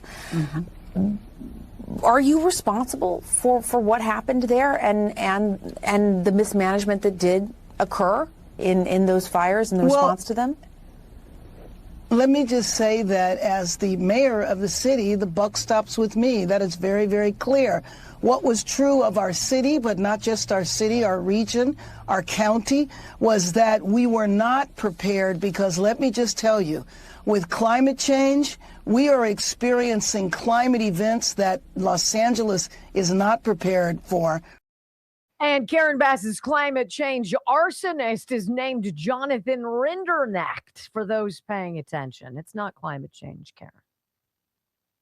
It's called incompetence. I'd say slagged with a little A little edge of communism there, ladies and gentlemen. When we get back on the Wendy Bell radio program, did you hear what Democrats want to do in Virginia? They want to sack the entire Virginia Supreme Court. Wait until you hear how. Oh my, next on the Wendy Bell Radio Network. Oh, Karen, climate change. Look, here's the deal. When you live in Southern California, you're used to not having a lot of rain. So you work around it. You mitigate, the threat. You fill up your reservoirs. You make sure your fire pumpers are working. Make sure the hydrants are functional. Oh, I don't know. You make sure you have a well-staffed, well-paid firefighting force, right? Maybe you think outside the box. Where else are we going to get water from if we can't get water from where we normally get them? She didn't do that. You can blame climate change all day long, but all it takes is, right? Or a freaking psycho, right? The nutcase who loves Luigi Mangione, thought he's a hero. This guy, Jonathan Rinderknecht, who decided to start the fires, but doesn't have to do with climate change. That's called an opportunist and a felon who's responsible now for 12 people's deaths. Anybody? Last time I checked, lighting something on fire was not climate change. Thank you very much. I would agree with you. I would agree with you. Health revolution. Health revolution is important. We pay too much for health insurance. Obamacare made sure of that. He lied to your face. If you can keep your doctor, you can keep your insurance. Prices are going to go down. We got to do the right thing. It's for the greater good. And then what do? They came in and they fudged everything up. Costs went through the roof. Premiums skyrocketed. People stopped going to the freaking hospital. People stopped going to the doctor. That's not health care. That's called being priced out of it. That's called crazy. So when my friends, Tim and Tom, got in touch with me regarding Health Revolution, I'm like, yes, I want to tell my people about Health Revolution. Yes, we need to know about info.healthrevolution.net. Plug that into your computer, info.healthrevolution.net. Because when you go there and you enter in your information and one of their folks gets in touch with you, you have the opportunity to create your own health insurance plan. You create it, you control it, not the government. You get what you need. And that's why your costs go down 30 to 60%. That's why families are saving hundreds of dollars a month. You choose your doctor, no co-pays, reasonable deductibles. If you're on COBRA, you're self-employed. Maybe you're 26 years old, you're off your parents' insurance, and you're like, I don't know what I can get. I don't have money for this. This is the perfect place for you, as long as you're under the age of 65 and you're in relatively decent health. Info.healthrevolution.net. Info.healthrevolution.net. 800-868-6187. 800-868-6187. Jot it down. Go there. Tell your 20-something-year-old child about this. Why get maternity coverage when you don't need it? Right? Info.healthrevolution.net.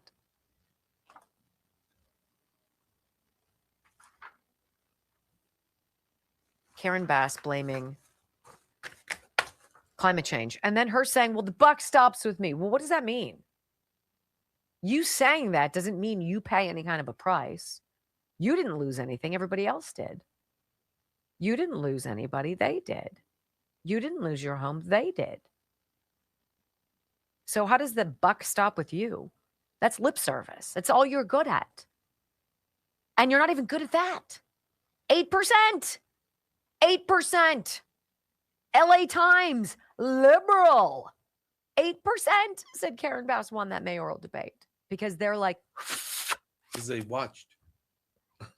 88%. And then when that socialist was like, ooh, he's MAGA, and he was like.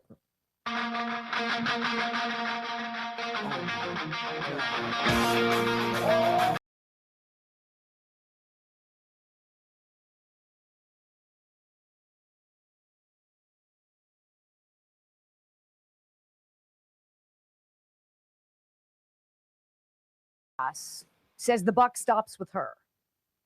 The buck stops with me doesn't bring back 12 people who lost their lives. The buck stops with me doesn't instantly recreate 12,000 structures that were burned. The buck stops with me doesn't change the fact that she bailed when she had all of the warning signs and she had done nothing to protect the people of Los Angeles. There was no outside the box thinking. There were no meetings with the fire department saying, how do we make this better? How do we bring in more people? How do we get this more secure? How do we provide more safety? Where do we get more water? What are outside the box thinking? See, I do that as a small business owner. That's why I opened up today's program with my ire. I'm tired of being overtaxed by people who can't make good plans. Did you hear about this? This is the downballot.com. This is a website I found. This is the headline: how Virginia Democrats can overturn the redistricting ruling, retire the Supreme Court. Literally, this is what's being discussed in the Commonwealth right now. Virginia Democrats looking for a way to overturn the state Supreme Court's Friday decision invalidating the constitutional amendment temporarily adopting new congressional districts that a majority of voters ratified last month. That's highly disingenuous. That is called crappy reporting. That is a lie in the face of all lies. They want to change the age that a Supreme Court justice in Virginia can be, to basically boot out all of those judges who said, you can't do this. You can't gerrymander based on race. Well, they're ticked. We're going to take back our state, they said. Well, I want you to hear Guy Benson. He was on Fox over the weekend. He's a talk show host. He's fantastic. He's like, this is the most ridiculous play that should basically scare everybody because Democrats are desperate and they will stop at nothing for their own survival. This is stunning.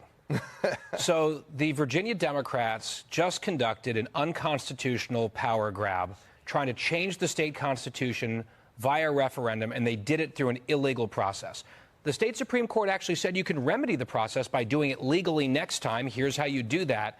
And now you're seeing this meltdown on the left, where the New York Times is reporting about these machinations at least being discussed by some Democrats at high levels, one of which, as you just detailed, Joey, involves taking out the entire state Supreme Court.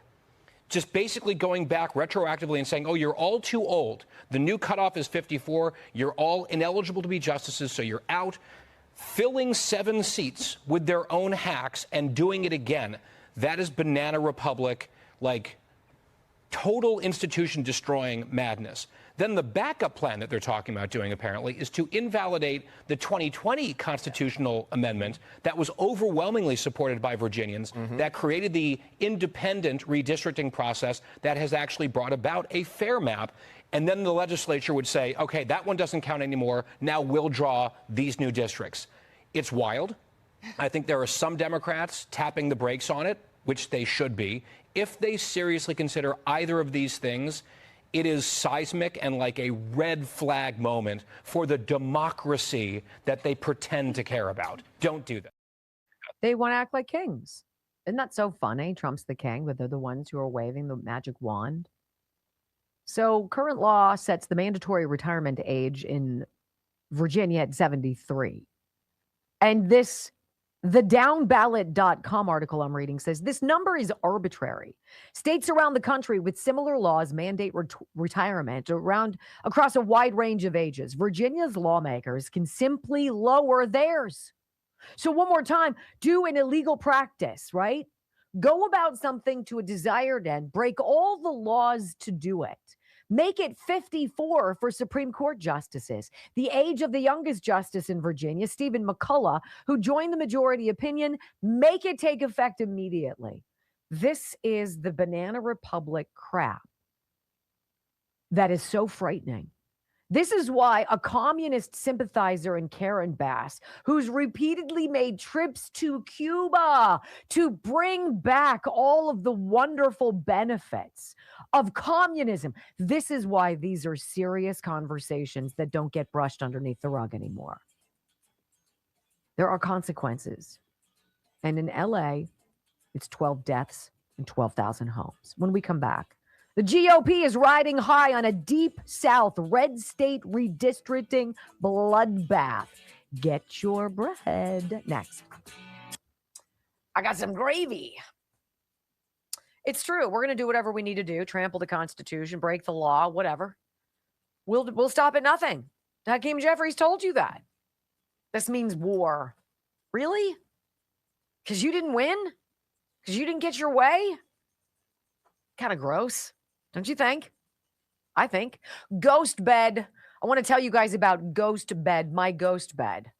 I will tell you, is one of the most comfortable places in the house, right? We have a couch that everybody says is, there's something about this couch where you sit on it and you fall asleep. And then when you fall asleep, you sink into it and it's like, it like eats you alive. You're like, and you can't get out. And people like come out, they stumble from the basement, like they've been through a time warp. And they're like, what day is it? What happened? And I'm like, I know, it's that couch. This is this bed. This is my ghost bed mattress. This is one of the most luxurious things that you're going to sleep on. And the cost is so much more affordable vis-a-vis other online kind of trendy mattress makers. So you have a company here in America, right? And the owner of the company is a guy who got ravaged with neck and back problems, had surgeries, and could never get comfortable. And he's like, this is ridiculous. I have to go make my own, literal engineer my own health system because it was a matter of his health. And so he created Ghost Bed, right? And so then he said, we're going to build it in America. We're going to make this a family business. We're going to always have great low prices. We're going to give you a spectrum. I have the one that's kind of in the middle. It's a hybrid. So it's got a sort of a pillow top cover that's not too squishy, but a pretty solid base. It's fantastic, right? We're going to do this. We're going to make it. We're going to give you 101 days to sleep on our mattress and decide if you want it or not. Who does that? Ghostbed.com/Wendy. They have a Memorial Day sale going on right now. Make sure I'm not missing anything. So they say if you wake up stiff, if you toss or turn, if literally if you wake up and you're in pain and you're like, how did I hurt myself? I was sleeping. Like, makes no sense. Well, crappy mattress will do that for you. So 101 nights. Try it at home. If you don't feel the difference, send it back risk-free. Ghost Bed is currently running their Memorial Day sale, and they're giving you an extra 10% off for this audience with my name, Wendy. Ghostbed.com/Wendy. Promo code Wendy does it all for you. Ghostbed.com. It is fantastic. It's fantastic. They're little like pillows of comfort on top of it, and it's like a squish. So it's like that pillow top, but it's not like, ugh. It holds you, but it gives you just sort of a, that's what it, yeah, that's what it is. That's the bed. And it's phenomenal. Ghost Bed. Ghostbed.com/Wendy. All right, let's see how y'all are doing. We have, I'm going to refresh. Let's see. Don't look. 5,000 watching. Hi. 2,000 rumbles. That's really horrible. With 2.1, but that doesn't make it any better. 2.1. That's horrible. 400 people. That's where we need to be. So right underneath the video box, if you wouldn't mind just clicking that thumbs up button and then hit the follow button. And that's how you're told about the pet show on the weekends.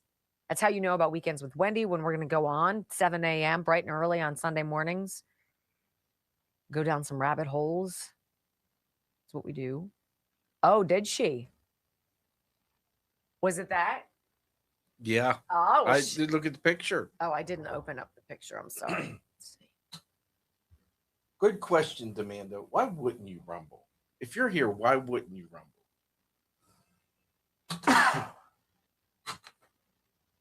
Oh, that's exciting.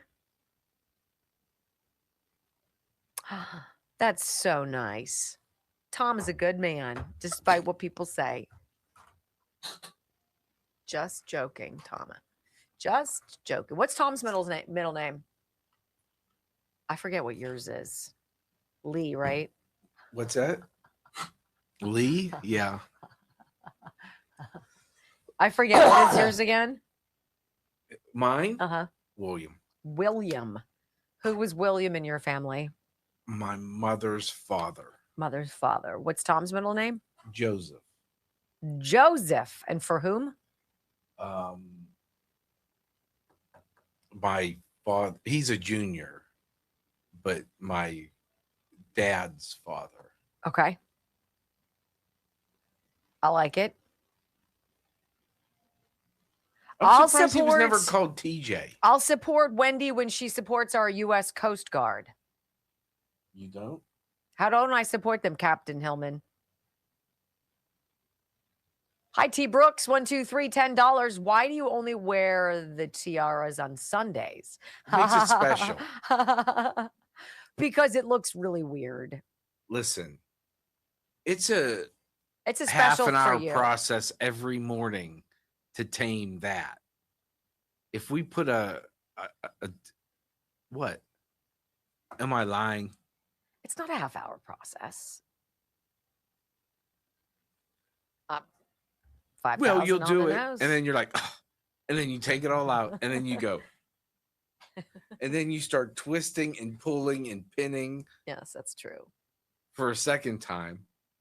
Mr. Black Dog says, what does that even mean? I know, I agree with you. What does that even mean that I don't support the Coast Guard? Dee Dee Bev. That's just crazy. Good morning.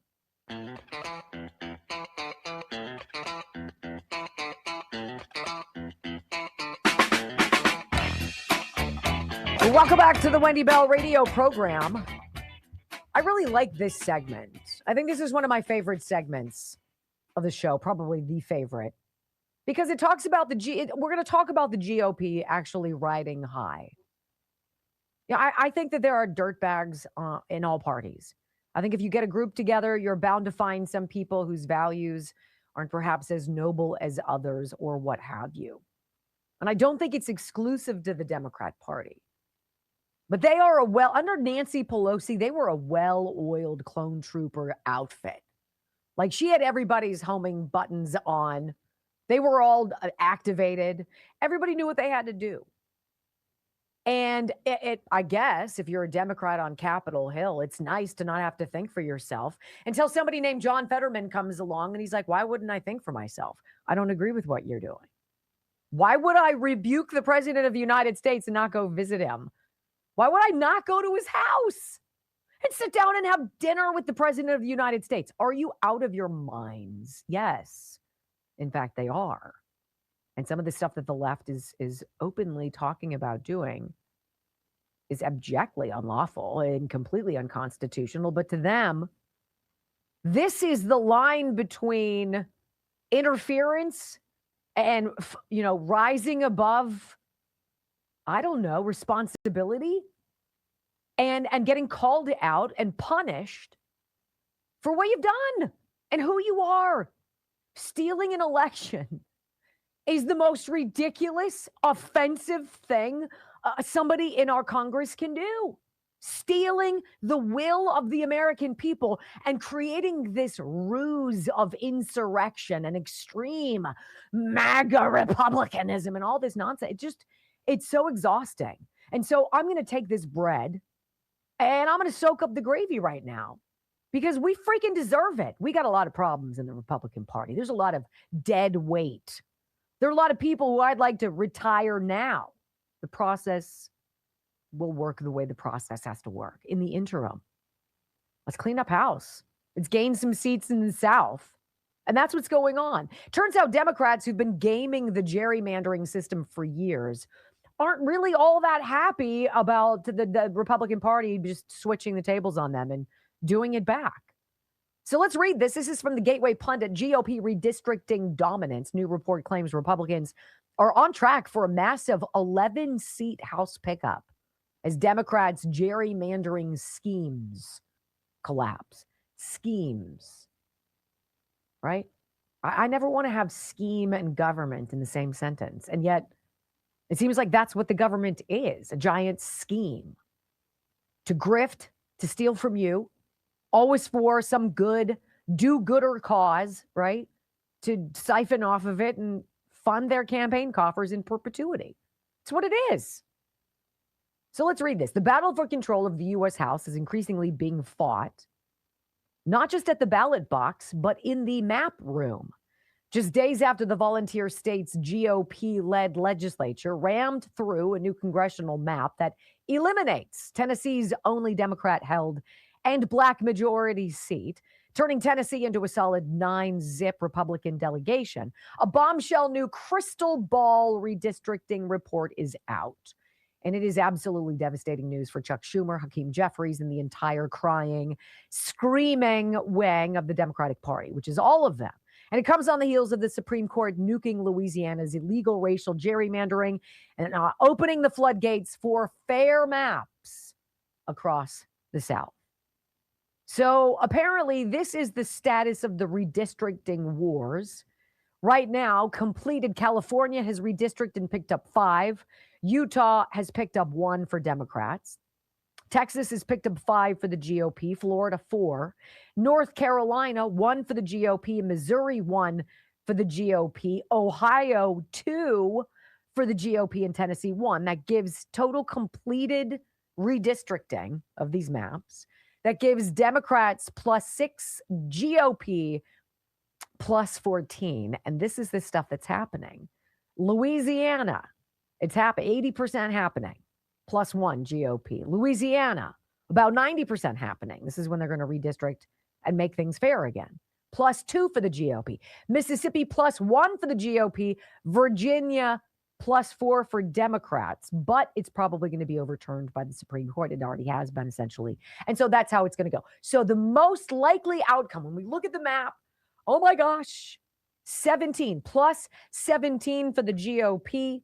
+6 for Democrats, with a net gain of 11 seats for Republicans. And even on Meet the Press over the weekend, Republican strategist Matt Gorman, he basically says last week was one for the GOP record books. Listen. Yeah, the words I keep hearing are measured optimism. Exactly right. This is the best week President Trump and our party's had, I think, probably all year. Indiana, Virginia, the jobs numbers, even the NRCC had some pretty good battleground polling coming out. I mean, look, I'm not naive. History is not on our side on this. Gas prices need to come way down. President's job approval needs to go up. That's going to take real work. I think also Virginia changed the psychology around redistricting a little bit. You know, the conduct of Louise Lucas and Democrats breaking their own constitution. It was the release of in many respects. So expect in the weeks ahead, Southern legislatures may have gone 1 or 2 or waited till 2028 to change their districts. There, all systems go, all gas, no brake for this year. And we haven't even touched on the impact of basically removing 3.5 million illegal immigrants from the country. Like, that's going to have an impact. They're not voting in our elections. What is she talking about? Right. Mark Elias is he's a rat fink, but he's a very effective rat fink. He's an attorney, and he has argued all of these election cases and has really beaten the snot out of the GOP. Historically, he worked for Obama. He worked for Biden. And he's one of these contributors on MSNBC.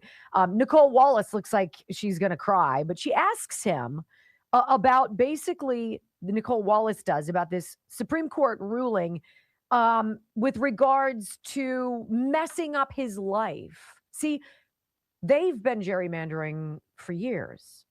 And because we're good little Republicans, because we didn't want to rock the boat, we're like, okay. And then I just got stupid. And then finally somebody showed up named Donald Trump who had a pair, and things started to change. Mark Elias is not pleased. Neither is Nicole Wallace. I've not heard you this angry in a long time. Just share with this how this scrambles your workload. I don't care. I don't care how this scrambles anything from Mark Elias. I don't give a rip about his workload. We want safe and secure elections that don't use rigged systems based on race or some kind of oppression victim status as a benchmark. The court used racial gerrymandering. It ruled that it was unconstitutional, I should say, and that states are making the requisite changes to fix it. The system fixed itself. And you got called out for jerry-rigging it. Mark Elias responds, though, and he's like, look, this decision unwinds 60 years of precedent that we all agreed to and determined was fair. What's fair about driving congressional maps based on race? There's nothing fair about that at all. Here's why I'm angry. In the end, Democrats are still going to take control of the House.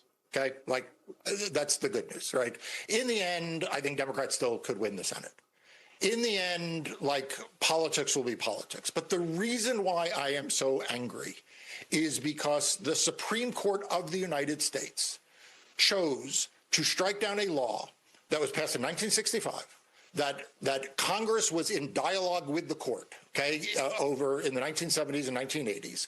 And for the last 40 years, we have lived under a set of principles that all players have accepted as a fair, level playing field. Yeah, it's interesting there, Mark, because it was all supposed to be about equal. But see, you guys want extra. You always want extra. It's not about equality. It's about an advantage. And that's everything that you do. It's always about an advantage. Now, this go-to Democratic election litigator and strategist then tries and fails to use the race card, alleging white Louisianans are racists and that the late decision was purposefully meant to squeeze black voters. Now, this is interesting, Mark. You should probably know this. The decision by the Supreme Court about racial gerrymandering being unconstitutional, that was concluded 7 months ago. But your liberal dissent, Kagan, Sotomayor, and what's-her-face, Jackson, stonewalled, slow-walked all of this so that they could run out the clock and it would be too late. States wouldn't be able to redo their districts in time for the midterms, except that failed. And then a group of white Louisianans decided to challenge a map, and the U.S. Supreme Court ordered the parties to argue a case that none of the parties wanted, which was whether the Section 2 of the Voting Rights Act was still in effect under the right test. And then the parties did it, and they chose to issue an opinion in the middle of May while primaries were going on. And then the U.S. Supreme Court thought, you know what? Sure, we let black voters wait 2 years and vote under illegal maps, but God forbid these white voters have to do the same in Louisiana. That would be a constitutional crisis. We're supposed to be colorblind? Isn't that the way it's supposed to be? Right? Mark? Anyone? Bueller? I think so. Well, you're not going to like this, Mr. Elias. This is news about Alabama. We got Fox with the breaking story about Justice Thomas. Listen. This evening, Alabama Republicans have just filed an emergency request with the U.S. Supreme Court, asking the justices to lift a lower court ruling that stands in the way of their redistricting plans. Now, if Republicans succeed in all the proposals currently underway and the new maps pass legal muster, they could actually stand to net anywhere from 4 to 13 new seats before the midterms. And you take away their cheat, or you expose the cheat to the sunlight so people can see and determine for themselves what they feel about it. The left gets very possessive, very angry. And this is exactly what's going. Mark Elias just said, we're going to take back the House. And I still think there's a good chance we're going to take back the Senate. What do you have planned, Mark? Because from where we are, there's no way. There's no way unless something happens. What could it be? Could it be a hantavirus? What could it be? What could it be that's going to force you to stay home so they can calmly make sure that they win, right? It's almost like we've been there before. When we come back on the Wendy Bell radio program, well, Joe Biden is not mentally fit. It wasn't fit when he ran for office. And now whomever's playing him wants to sue to stop the Robert Hur tapes from getting out. What you trying to cover up, guys? Next. Mark Elias is just pissed that their, use of race has crumbled. There is no race card anymore. You're not victims. There's never been a greater time in American history to be Black. The same way there's never been a better time to be a transgender individual or to be gay. You have a whole wide array of acceptance around a whole wide array of things. And so your old browbeating and beating the pinata of racism is now, it's a joke. We laugh at you. It doesn't wound us. We don't yield from it. We don't recoil and say, oh no. I'm like, it's so old. Literally, that's all you have. That's all he has. We're going to change the rules so that we can win. And if you don't let us, you're a racist. Well, I already am. So what else are you going to throw at me? What else am I? Right? Anyway, let me tell you about Healthy Cell. Healthy Cell is an innovative product that gets right into your bloodstream. Imagine not having to have something processed through your gut. That's a challenge for a lot of people. The gut seems to be like this holding zone where things go to die. And it's like, if your gut doesn't process things well, if you have stomach acid that doesn't dissolve stuff well, you can feel terrible and then completely lose the supplementation that you're trying to take. And then you spend a lot of money to take. This is where Healthy Cell comes in and it's beautiful. Its form, like I said, it comes in a pouch. So it's a gel. You peel off the top, suck it in. It's delicious. It doesn't taste like something that's good for you, but it is. And instead of going into your belly to be digested, it's absorbed 165% more easily into your system, into the blood, down into the cells that we want to make healthy. Healthycell.com/Wendy. I know people who are taking Healthy Cell formulations to maintain their blood sugar. I know people who are taking Healthy Cell formulations to maintain their blood pressure, who are taking it for their focus so that they can hone in on things that they need to sleep, for their hair, skin, and nails, for their eyesight, for all sorts of stuff. Like 15 different varieties of this stuff. For your immunity, all of it. Gut health. Healthycell.com/Wendy. I take it twice a day. I take Focus and Recall every morning, and I take a REM sleep every night. Every night. Last night, Jack got home, set off the alarm, woke me up, and I was like, normally I would be up. I was able to fall back to sleep. Healthycell.com/Wendy. That stuff is that liquid gold. It's gold.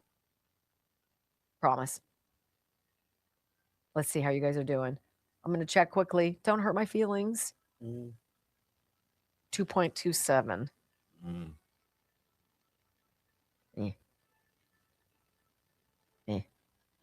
I'd love to get to 2.5. If you love me.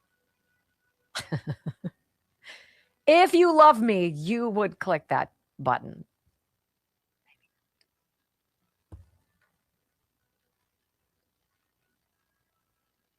This black vote thing pisses me off.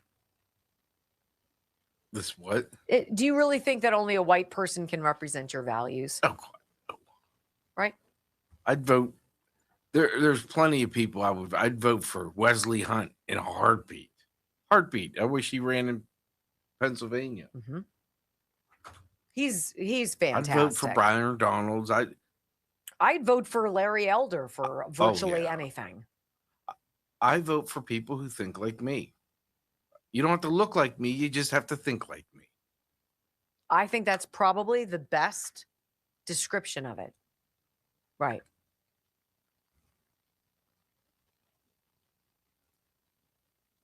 Gavin Newsom for president. Jesus.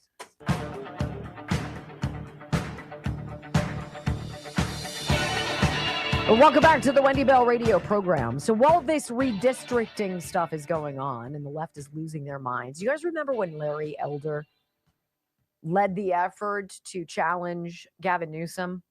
There was a recall effort, and Larry Elder, who is a black conservative man, talk host, brilliant man, somebody wearing a gorilla face, showed up at an event and I think threw eggs at him and called him the black face of white supremacy. Like literally, you cannot make up how deranged the left is. And they are out in public with their hypocrisy. It's bananas. Do you believe that if you're black, only somebody who's black can represent your values? Of course not. That would be the height of small mind thinking, right? But see, the Democrats want you to believe that there's nobody other than a Democrat who could represent a Democrat, specifically nobody better than a black Democrat to represent a black Democrat. And you're like, wait a minute, that's discriminatory. So I want you to hear this Scott Jennings over on CNN. He dismantles the black card playing Ashley Allison. She is a strategist and a member of both the Obama and the Biden administrations. And like literally at what point, like why does race determine your politics? Why is that? Why if you're black, you have to vote Democrat? You have to have a Democrat represent you. Why? Scott Jennings. Partisan redistricting is a fact of life. And now this isn't partisan. On the campaign, What is it? Sure it is. Racial redistricting. On the campaign, you literally are taking Memphis, which is a city that with black voters, and you split it in three, stretching 3,000 miles. Who's the current Democrat congressman there? What is it? A black congressman? Just because black people are allowed to like people that don't look like them. Exactly, and that is the point I wanted you to make, because just because you're not going to have a black congressman, why is it that a Republican can't do just as well representing black voters as a Democrat? Because why they does aren't your race, electing. Why does because your race just because determine your politics? It doesn't. It does. No. You're making my point actually. The assumption is black people. No. The assumption is black people will only elect black people. No, black people are smart enough to elect. The assumption is let me finish. Black people. Let Ashley finish. Black people will elect people who will actually represent them, who have their best interests in heart. And what Republicans have done in Tennessee is dismantle the power for black people to have their voice. They did the same thing in Texas because they said they thought Latinos were going to swing for Republicans. There are black people that are represented. I'm black and I got a Republican president right now. Black people don't elect black people based on race. They elect people that are aligned with their their beliefs in justice. And Republicans just took that away from them in Tennessee and in other states. I just disagree that the only kind of a politician who can elect black people in Congress must be a Democrat. This is just an artificial. That's not what I'm saying. For the Democratic That's Party. not what I'm saying. Black voters are still fully franchised and can go vote for whoever they That's want. not it what just I'm doesn't saying. have to be a Democrat. Well, I'm saying, and I love that Ashley Allison, because she's a black chick, she can interrupt everybody on the panel. And the white men take it. They're gentlemen. And then Jake Tapper jumps in and he's like, let Ashley finish, when she then jumps all over Scott Jennings. It's the subtle stuff that's not subtle anymore. It hits you over the face like a 2x4. And then Scott Jennings not done. He talks to Kate Bedingfield. She was one of the comms hacks for Biden. And he's like, sorry to tell you this, but the GOP looks pretty good. We're going to gain close to a dozen House seats. Good luck taking the House back. Oh, boy. Listen. Kate, I hate to ruin your morning, but it's going to be more like R plus 10. I assure you will not ruin my morning, Scott Jennings. It's going to be more like 10 or 11, I think, after all of this, because not only do you have the Virginia case, you've got Louisiana redrawing, Tennessee. Let's put up the map if we can there, just to show the redistricting push. We calculate that Republicans have figured out a way to pick up about 14 seats. Democrats is about 6, so that's a net 8. But you haven't. But Louisiana is still yellow. That's going to be another. Yeah, it's all Alabama's in flux. another one. South flux. Carolina mayor. We'll see what happens in South Carolina. So the point is, and look, don't take it from me. Washington Post, New York Times, the math and the map totally upended. So just a few days ago, Republicans were in the doldrums about the midterms. Mm-hmm. Now, because of Virginia, because of the redraws after the Voting Rights Act case, you've got Republicans feeling resurgent. The map looks good. The money looks good. The candidates look good. So we actually have a real race here, whereas just a couple of weeks ago, Republicans were in despair. But Republicans still have to win those seats. Republicans still have to win those seats. Is that how it works? Kate Bedingfield, thank goodness we have your scholarly outlook here, right? And then there's Jake the king of Blowhardia Tapper, who's like, rah, and has to interrupt all the time. You've got to love it. They can't stand it. Do you remember the night that Hillary Clinton lost? And the cameras panned away because she didn't show up. She was so much of a coward, she couldn't even freaking show up. And they sent out who? I don't forget who they sent out. I forget who it was. David Axelrod? I don't know. And the pan of the crowd, and the people are sobbing, and the look like somebody just killed their puppy. And it was like abject, like, and we were all looking, going, what the heck happened? that ain't nothing compared to what's going to happen in November. If this continues the way it looks like it's going to continue, you're going to have some very grumpy, blue-haired, toxic, college-educated, white liberal chicks out there. Let me tell you, 100%. When we come back, hour number 3 of the Wendy Bell radio program. You know, it's not quite throwing gold bars off the top deck of the Titanic, but it is a crappy money laundering operation that Gavin Newsom and his first partner just got called out for. It has to do with poopy diapers. Next. It was Podesta. Podesta, that's it. Poop. I was going to say Leon Panetta. I knew it was a P of somebody, but who did I say it was? Axelrod. David Axelrod, yeah. Dang it. I knew better. Thank you for that. The Simkovich Concussion Institute is in Pittsburgh, Pennsylvania. If you don't live in Pittsburgh, Pennsylvania, and you have suffered a traumatic brain injury, and you know you're not right, or there's somebody you love and you're watching them struggle, and you hear me talk about Pittsburgh, Pennsylvania, and you're like, I'm not going to Pittsburgh to see a doctor. Why not? Why wouldn't you want to go to somebody who could heal you? Why wouldn't you want to go somewhere where you walk in one way and you walk out healed? Why wouldn't you want to go to a clinic where they focus on you for several days in a row until you are healed? They don't cut into you. There's no scalpels. There's just no syringes. There's no blood.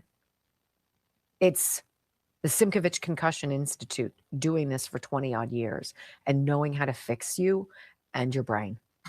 Whether you are a chronic migraine headache sufferer, do not suffer anymore. Call 412-366-3700.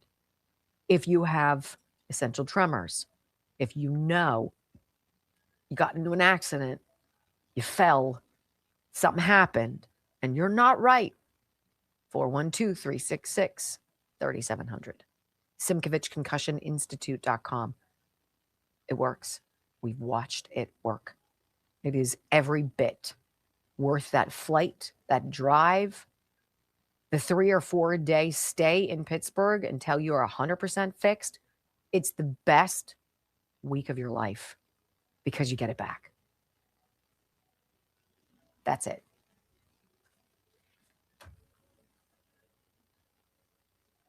Shoot, I want to go see him now. I would. I'd love to feel his hands on my neck. In my. Did it hurt you when he did it? No, it's uncomfortable. I mean, somebody pushing in your mouth and pulling on something is, he gets all the pieces that get rattled out. Like, it was interesting him being able to tell me this hurts. Yeah. Yeah. He touched the side of Brock's face. He's like, that hurts. And Brock's like, yeah, it does. How did he know that? Must be magic. The healthy fat. I drink it every single day. The healthy fat. You know, I have a couple friends who've lost 50 to 70 pounds taking the weight loss shots. And I'm happy that they feel better. But I know at least one of them is worried about long-term consequences. And you can't get yourself in somebody else's mind to determine why they would decide to do something that you might not. You might not choose to ever get shots like that again. I probably would never.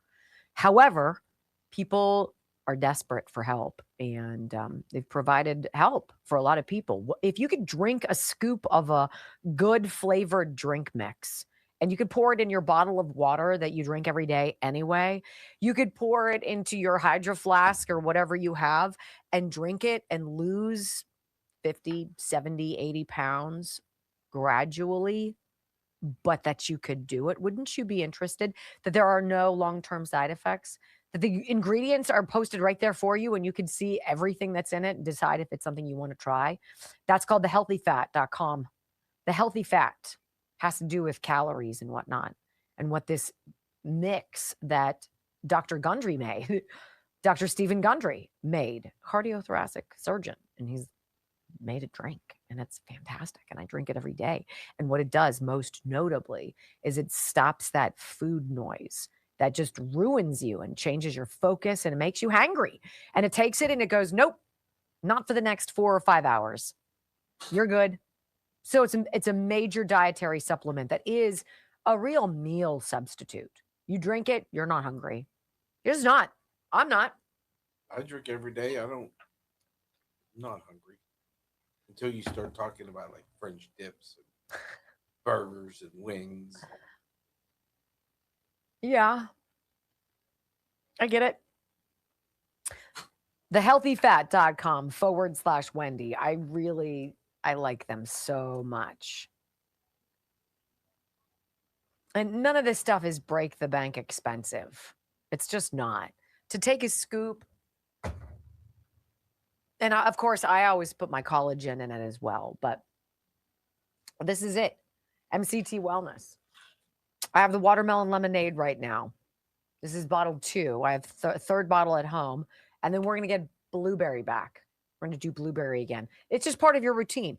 If you do everything that I say here, or at least a couple of the things, try. Give it a good college try. Give it a couple weeks. Give it a couple weeks. Give it a couple months. Take it consistently. Drink it consistently. I'm saying. It's delicious. It's very refreshing.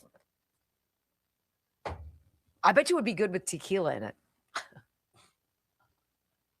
I get a phone call today from Dr. Gundry. Yeah, we're not doing it anymore. Yeah, right. Oh, good. Someone bought you a nice bottle of tequila. Yes, and I took it to a party and we drank it. You took it to a party? Mm-hmm. I told Jolene too. Yeah, it was great. It was that dinner party. Yeah. The one that she bought me. Is that what you're talking about? No, the one I bought you. No, I have that at home. Oh. No, I'm drinking. I took hers. Wow, look at you like you were all worried. Like, why do you care how I taking it to a party is like re-gifting. Not if everybody drinks it. Where did she get you one? Oh, she got me one that had all sorts of different flavors in it. It was delicious. I think that's from McClintock. It was delicious. I'll take another one. I don't know if she's watching. It's okay. So let's see. How close are we? Well, we are at 2.38. Hanging steady at 5,000. Look at you guys. You know how many people is 5,000 people? Do you know we get 10,000 people download the show every day to listen to it? That's crazy. But they don't even get to hear me. That's crazy. 5, 4, 3, 2, 1. Wendy Bell, America's anchor mom, fighting for America 1 hour at a time. Welcome to the family. She once hosted a 3-hour show in just 15 minutes. She once intimidated the Electoral College to audit itself. Her monologues are so sharp, they're considered a concealed carry weapon. Fact-checker sites routinely issue her a retraction a week in advance. Even her commercial breaks trend on social media. Her freedom of speech has diplomatic immunity. She doesn't just drain the swamp has to ask for cab fare. Wendy Bell is the most interesting conservative woman on radio. Keep rumbling, my friends. 3 hours of bold truth and excellence. You've just signed up for the WBR Army. Strap in. This is the Wendy Bell radio program.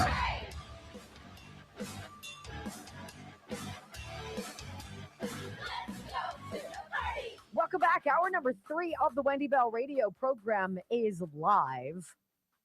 You know, think about this. If other states, not just California, if other states wake up, let's just talk about California. If California wakes up and they elect a Republican governor, and Los Angeles wakes up and they give, what do you have to lose? Spencer Pratt a go at being their next mayor, right? The exposure of not just the incompetence of Democrat leadership, but the corruption behind it, the grifting. It's certainly not exclusive to just Democrats, but it seems to be extraordinarily pervasive on the left. It seems like every program needs something, right? So first you have to have a problem. There has to be a victim. Somebody you're going to come in and, by golly, we got to roll up our sleeves. We're going to fix this problem. It's well past time, right? And you're like, okay. And they tap in on something that matters to you. Children. Who doesn't want to help children? Of course, I love children. I don't want to hear about children being disadvantaged in any way, right? This is how we got the meals, the feeding our future mumbo jumbo, $250 million stolen because there were bleeding heart liberals who were like, oh, we need to feed people. We're not going to follow through on actually feeding them, but it's a great excuse for you to, do what we want and get money. And then we're going to siphon it elsewhere and we're going to put it back in our coffers so we can stay in office because that's where we are the safest in office, right? Because how rarely does it happen that Congress would turn on itself? Well, this particular grift in California, it's pretty special and stupid. It's especially stupid if you want to be real. So everybody out there who's ever had a baby, two most expensive things you get, diapers and formula. It's expensive. Under Joe Biden, we had some formula shortage. That's great leadership right there, right? At least Jill was there to do a photo op when they flew it in from Germany, which was fantastic. But now Gavin Newsom is saying, look, we're going to do something really super duper special for all of the new little baby bottoms that are born here in our state. This is such a great idea. What we're going to do is we're going to give free diapers to every newborn baby born in the state. And that's going to do so much to really help out. And it's going to cost $20 million. And you're like, $20 million. Diapers are expensive. Doesn't that seem like a lot of money? Right? Doesn't that seem like a lot of money? Well, let's hear about this from the New York Post, because there's a lot of people who are involved here. Apparently, the nonprofit that Gavin Newsom is like, we're going to give $20 million to these people. Well, the woman behind it is kind of close with Gavin Newsom's wife, which doesn't mean that the system sucks, but it sure does give out an air of dining when masks were instituted on everybody at the French Laundry and yucking it up all by yourselves with other rich people like Gavin Newsom and Jennifer Newsom did during COVID, remember? Yeah. So Gavin Newsom's $20 million diaper deal gets torn apart with some shocking figures, and they're calling it peak stupidity. The founder of an organic baby formula company has branded Gavin Newsom's plan to offer free diapers to all new babies born in the state as grifting nonsense. You guys, this is serious. We've really made progress here. How fast the turnaround happens. Newsom announced the Golden State Start initiative on Friday. It's literally lasted 48 hours before it got blown up. It's a partnership with nonprofit Baby to Baby that will give every newborn delivered in participating hospitals 400 diapers for free. It's a great idea, right? Right. But the program has come under fire for using $7.4 million in taxpayers' cash from the 2025-2026 budget, as well as seeking an additional $12.5 million for next year. Oh, yeah. Peter Basios argued it would be cheaper to hand every low-income new mom $100 cash and told her to go to Costco, then have the state pay 50 cents per diaper. This guy, Basios, explaining on X, 100,000 babies times 400 diapers equals 40 million diapers. 20 million divided by 40 million equals 50 cents each. Now, if you walk into Costco in California, you can buy the same quality diapers for 12 to 15 cents each. Where's the money going? I have a question. Yeah. As a dude, how far does 400 diapers go? Not very far. It wouldn't be uncommon to change a newborn's diaper every couple hours. So you're blasting through those, right? Is it really helping? No, but it is grifting.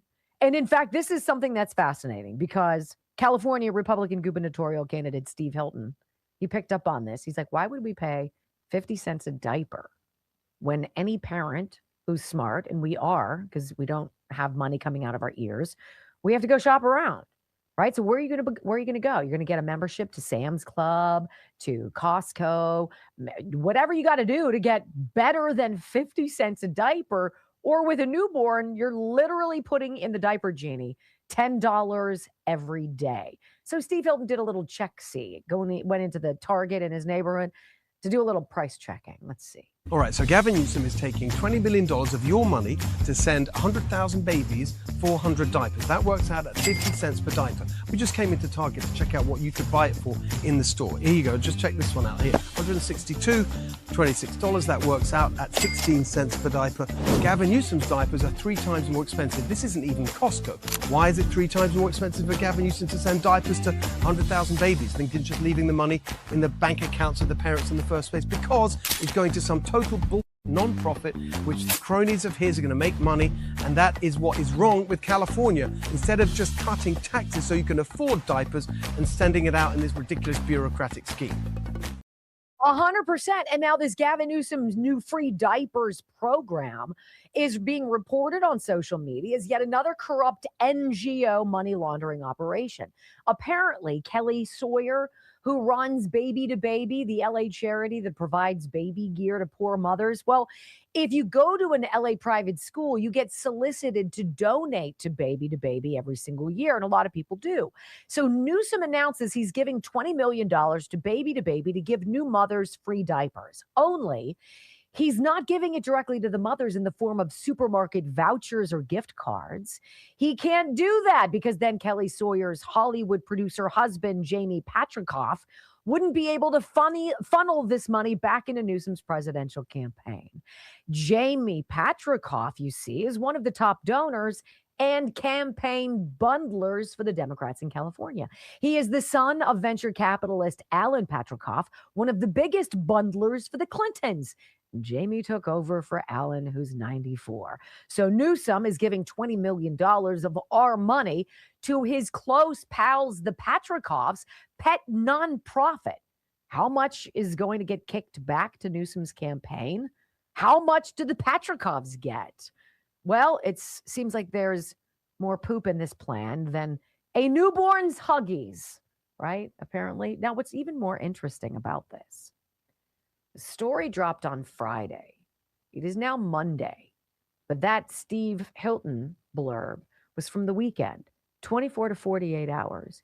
In 24 to 48 hours, not only is a BS grift getting called out, not only is it happening within a day's news cycle, you've got people like Steve Hilton now responding, going out onto the streets, into the stores like Spencer Pratt, and putting together videos that are resonating with the people that need to hear them. Low-income moms of any income would love help getting diapers. Steve Hilton's campaign turned that around in 48 hours. This is the story. This is why the Democrats are scrambling. It's not just that we're on to their money-making schemes.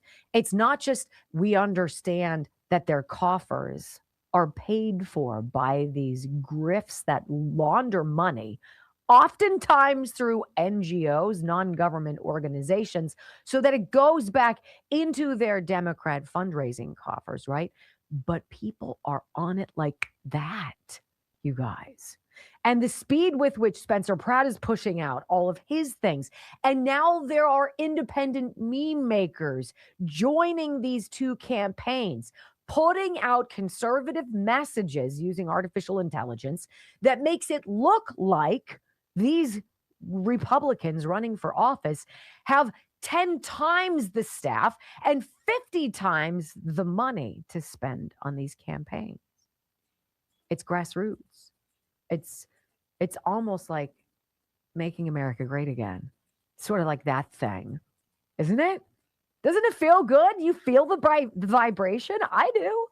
When we come back on the Wendy Bell radio program, so we are going to talk about Joe Biden. I inadvertently teased him last time. Sorry. He's not fit, you guys. I'm sorry.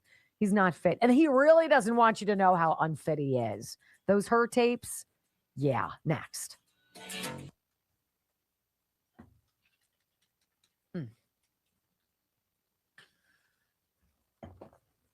It's the timeline. So we used to just accept things. Oh, it's a charity. Oh, it's a nonprofit. Oh, we're helping moms. Oh, we're helping babies. Who doesn't want to be a part of that? 2, wait, how does this work? What's the per dollar amount? Immediately. Who's behind it? Who benefits? Where does the money come from? Right? Like that. Wouldn't the math be pretty easy to do? How much Gavin Newsom and his guys getting? What do you mean? If the diaper is a third of what they're paying, Mhm. that means he's getting about 2/3. $12 million. Because Mhm. it's almost $7 million. And by that $7 million, that was just a little shy of what was needed to mitigate the water in Johnstown when the flood tax was passed. $8 million. We raised $42 million in 6 years, and we're still paying. That's why I'm pissed today. And they know they've got to ride in some beleaguered group. I don't think babies are beleaguered per se, but hurry, we've got to help everybody. Kids have ADHD. Hurry, we need to help them. Autism, it's off the charts. Hurry, let's get some, right? Oh, Black people, they just can't. Oh, they're being disenfranchised. They can't vote. They can't find driver's license. Right? And everybody is like, what's wrong with you? All right, I'm going to lay it out for you. Why the Democrats are for open borders is because all the people are moving from blue states to red states, which means they're going to. This isn't about voting right now. This is about the census. It's math. It's the math. It's math. They're going to lose House seats. It's all math. Not necessarily votes, House seats, because they need to bring in as many illegals as they can. This redistricting thing is a cover, I think, for the illegals coming in because they need it for the census. They don't necessarily care about the redistricting right now. Let me tell you about GLP-1 Gold. Cravings aren't a willpower problem. They're often a hormone signaling problem. And if you hear us talking about GLP, that's the hormone we're talking about, the GLP-1. So this is the one that plays a major role in telling your brain that you're full and in helping control appetite. But when this signal from the GLP-1 hormone isn't really working, you don't stop eating when you should be full. And so you become bigger, and it becomes a snowball. So you've probably heard about the GLP-1 because of prescription weight loss drugs. Those drugs force this hormone signal to trigger your lack of appetite, lack of eating.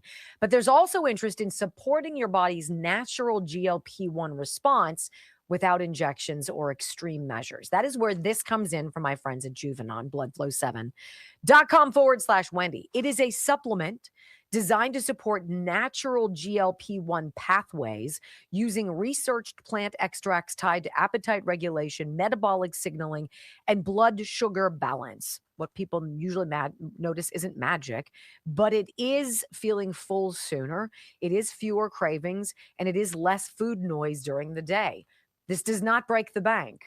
GLP-1 Gold, go to bloodflow7.com/Wendy. Everything there is 30% off for our audience. It is a major, major benefit to you. But it's because of you. It's because of you. This is why they did it, because of your response. So if you have not gotten Blood Flow 7, if you haven't gotten Alpha Gold Male, if you haven't gotten GLP-1 Gold, this is it. This is the time. Let's see. We're almost at 2.5.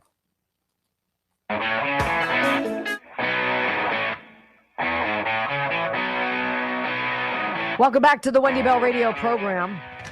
It will never be lost on me the depths of suck that had to all work in concert in November of 2020 to steal a landslide election from this president.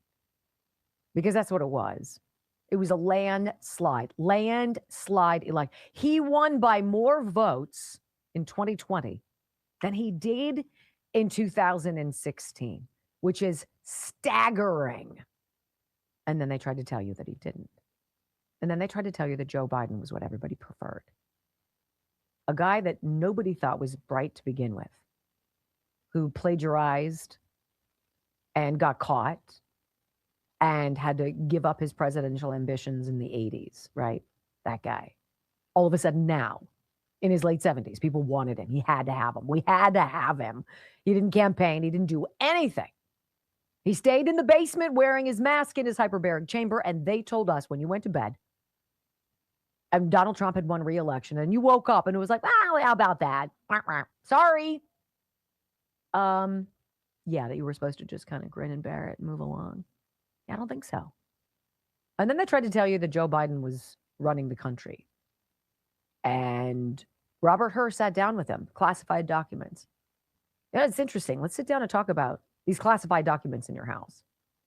And they worked so hard to prevent us from learning anything about it, right?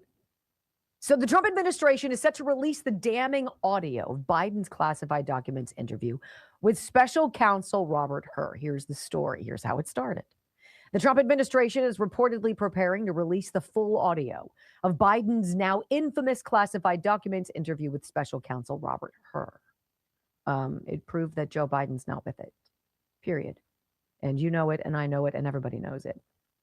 The recording, long shielded by Biden's Gestapo-like Justice Department, is expected to confirm what conservatives have known for years: Joe Biden is mentally unfit for office, and Democrats have known it all along.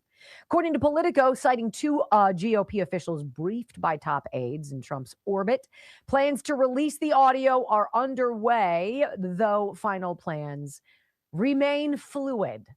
Democrats and Biden's handlers are reportedly in full-blown panic as a critical May 20th legal deadline approaches. So that's 9 days away, according to two sources within Biden's inner circle per Politico. So they got 9 days, next Wednesday.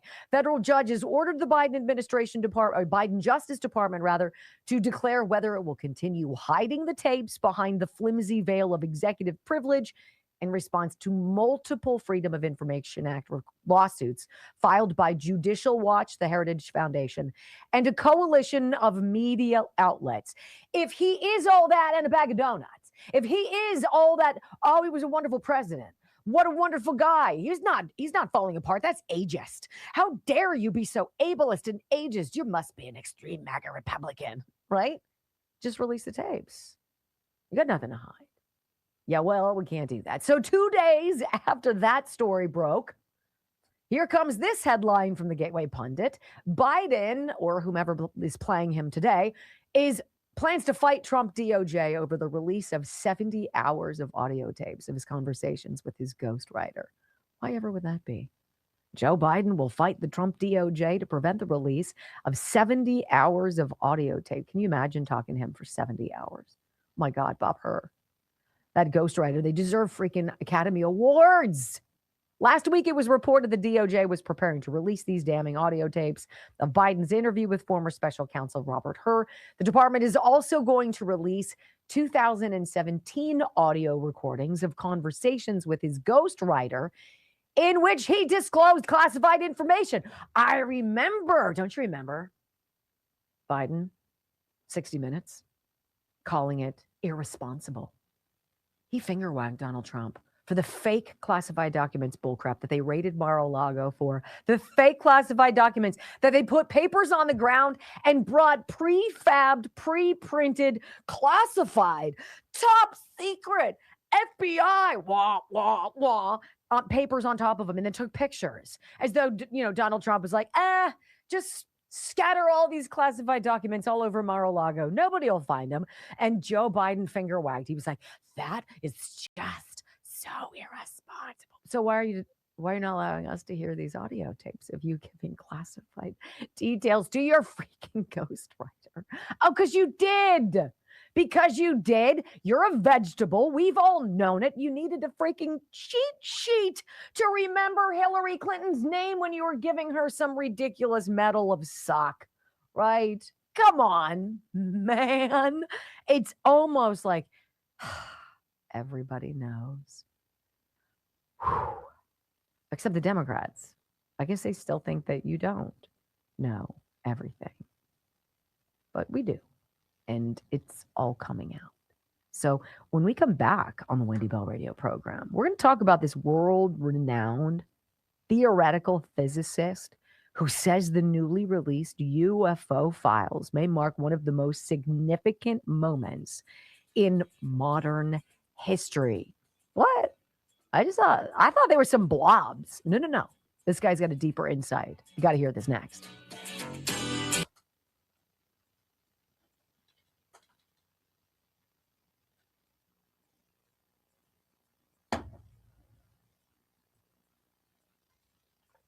What are you sending me? More Gains Fitness, Kelly Morgan, and More Gains Fitness, MORGAINZ fitness.com. I've shown you the before and after pictures, 90 days. Do you have what it takes to monitor seriously what you eat? Seriously monitor it, what you eat and drink, and to exercise 4 days a week, 5 days a week. Would you be able to do that? If I told you you could get your abs back, you could lose 3 dress sizes, if you could lose 15 inches, if you could lose 5 pounds of fat, because that's happened. That's what people have done at Kelly Morgan's More Gains Fitness Ignite 90 program. That's what happens. It's crazy. If you're dedicated, you can do this from the comfort of your home. And you're like, I don't really want to go to a gym. I've never been into a gym. I don't like people looking at me. I don't know what I'm doing. It's very overwhelming. I get it. I mean, you can. But you can also do it from home, which is the beauty of Kelly Morgan and More Gains Fitness. Go to moregainsfitness.com, click the Ignite 90 button, get in line because she's got a wait list, I'm sure, and get on board. The summer's almost here. You could well be on your way to slimming down and looking fabulous for the nation's 250th birthday. Right? I do think this UFO stuff is very interesting. That's not even UFO stuff. The stuff that's coming out, it's all about levels of acceptance.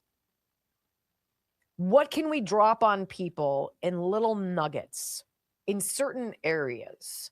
So we start the chatter and then we saturate it a little bit more and we drop it on a few other people and they start talking about it. Now more people are talking about it. And then you're like, okay, now we're going to drop these files. First tranche of them. Well, you've kind of greased everybody for it and kind of ready for it. It's sort of what's going on. And there's so much that we don't know. And I think there's so much the president doesn't know, which is scary. And that brings to light the idea of a shadow government. And I think for sure that's what's going on. Let me tell you about collagen before I forget. I reached out to this company and asked them if they wanted to partner with me. So about a year ago, getnativepath.com/Wendy had sent me some products. Native Hydrate. You guys will remember Native Hydrate. That came from them. And we did that for a while, and I very much enjoyed that. And then they didn't seem to get the return on their investment, and so they went away. But I still had a lot of this product left over. So I started doing research on collagen. This is as I wanted to lose 5 to 7 pounds. And I started doing research on collagen. And I was like, I have collagen. Native Path had sent me 2 big things of collagen. I'm going to start drinking these collagen peptides. Great for hair, skin, nails, elasticity. The skin's elasticity really is what hooked me. But also all of the benefits for your ligaments and your joints and your tendons and cartilage in your knees. And if you get that when you walk up the steps, all of it. This is like the cheapest, most cost-effective way to get something really positive into your system. So I got in touch with them. I'm like, do you want to do this with me? I'm going to start drinking it and I'm going to do it every single day. And I believe that it's going to help me. Do you want to partner with me? And literally it was 10 minutes. Yes. And so I was like, excellent. And this is what I take. Collagen peptides from getnativepath.com/Wendy. Up to 45% off. Their discounts for us are nutty. Getnativepath.com/Wendy. Go there and you'll find it's pennies a day to put a scoop of this. It dissolves instantly in water. It could dissolve in your coffee. Could dissolve. I have Brock put it in here when he mixes the MCT Wellness. This right here. 45% off. GetNativePath.com/Wendy. And if you just do a quick dive on collagen and why it's important to you and why we start really needing it after the age of 30, really after women, really after menopause, this is something that we could all do. And it's super affordable. Super affordable. That's what I'm about, babe. That's my MO. I am so fancy with my new binder, Brock. Yeah, I saw that.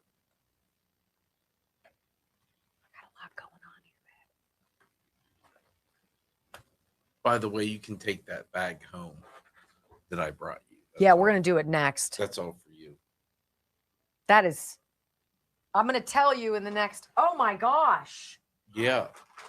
Oh. Oh.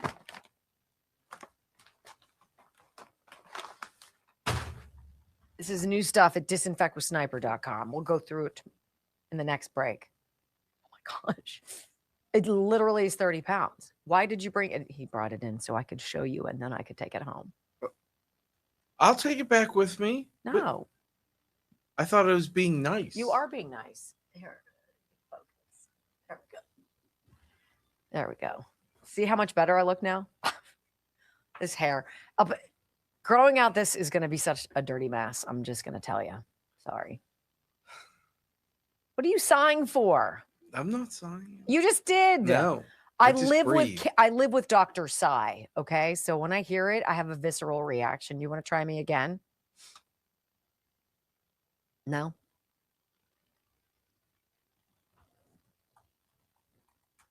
God forbid my golf clubs make noise. That was very annoying that you have.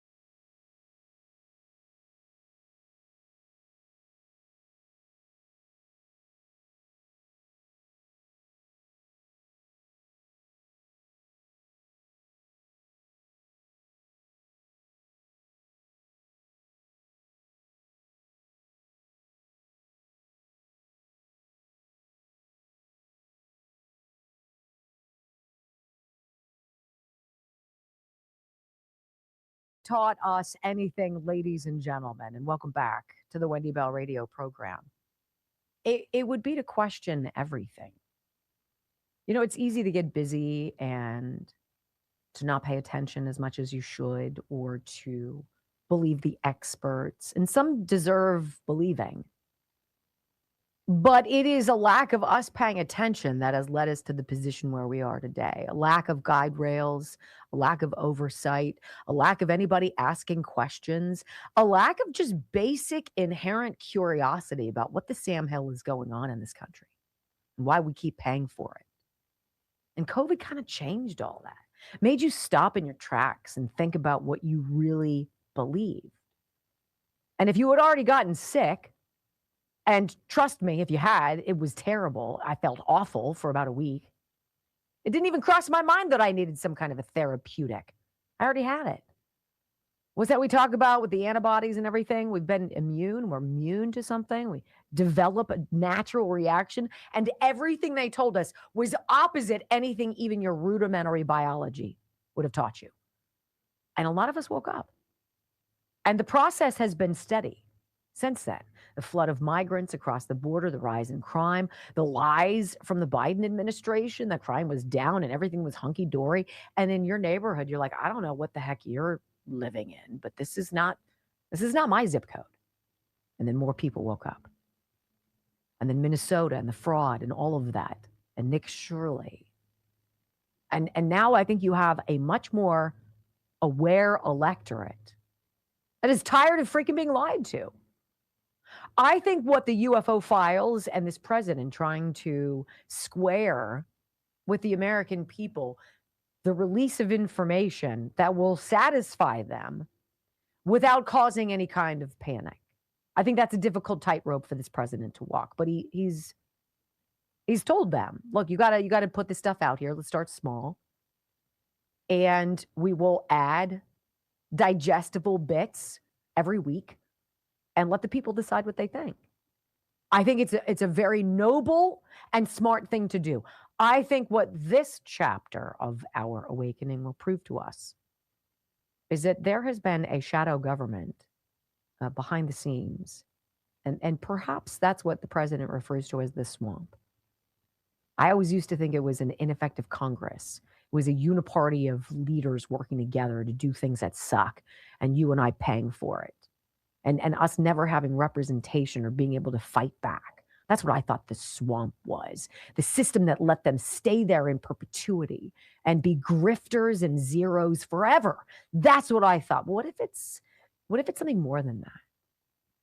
Because the more you pay attention to these experts around the UFO files, the more you hear that not even this president has gotten all of the answers that the leader of the free world should have.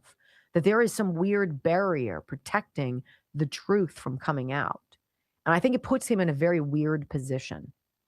A very weird position. But I learned things in these audio bites today I'm sharing with you that I think are very important in moving the conversation forward. So there's a guy named Dr. Michio Kaku, and he tells Jesse Waters over the weekend, this world-renowned theoretical physicist, he said the newly released UFO files, it really didn't show us a whole lot of anything except objects moving in weird ways that you can't really describe. It defies our laws of physics, right? He says this may mark the release, even just this first tranche of videos and whatnot, likely means that this president is the most consequential president in American history. Listen to what he said to Jesse Waters. I think it's fascinating. Dr. Michio Kaku is a theoretical physicist. Doctor, on a scale of 1 to 10, how excited are you about this UFO release? I would put it at a 10 because we're at a turning point. For decades, we had to rely upon eyewitness accounts of housewives, truck drivers. People would snicker and laugh at them. Now we're talking about huge files that are top secret that for the first time in modern history are being given to the American public. So I'd like to congratulate President Trump for having the nerve to go against recommendations by the FBI and the CIA to release these files so that independent researchers, scientists can go over them and we can make up our own minds rather than having the CIA make up our minds. And the CIA apparently is still fighting the full release. When you hear or see about a UFO that goes like that, up, down, left, right, at 90-degree angles so fast you can't even believe it, what does that tell you? It tells me that the laws of centrifugal force should crush the bones of the people inside the flying saucer. So either there's basically an automated flying saucer, so there are no bones to crack as the thing goes zigzagging left and right, or it represents a very high level of intelligence to create something like that. So in other words, we humans cannot get into a spaceship that goes zigzagging like that. Only aliens can, but even their bones would break. So it must be a very high level of automated computer technology. We are talking about aliens and spacecraft in 2026. And it's just kind of rolling off the tongue. It's wild. This classified military footage that's been released, that the government did drop, shows unresolved aerial phenomena. We don't know what it is, they say. The scientific analysis now entering the mainstream. This is truly wild to watch. And Dr. Kaku's comments on the flight characteristics are raising some eyebrows. Like, he says some of the reported UAP maneuvers would subject occupants to forces so extreme that the laws of centrifugal force would crush the bones, meaning if the footage is genuine, the technology involved may be fully autonomous beyond anything we know about aerospace engineering, or it's operating with physics that humanity does not yet understand. Say what?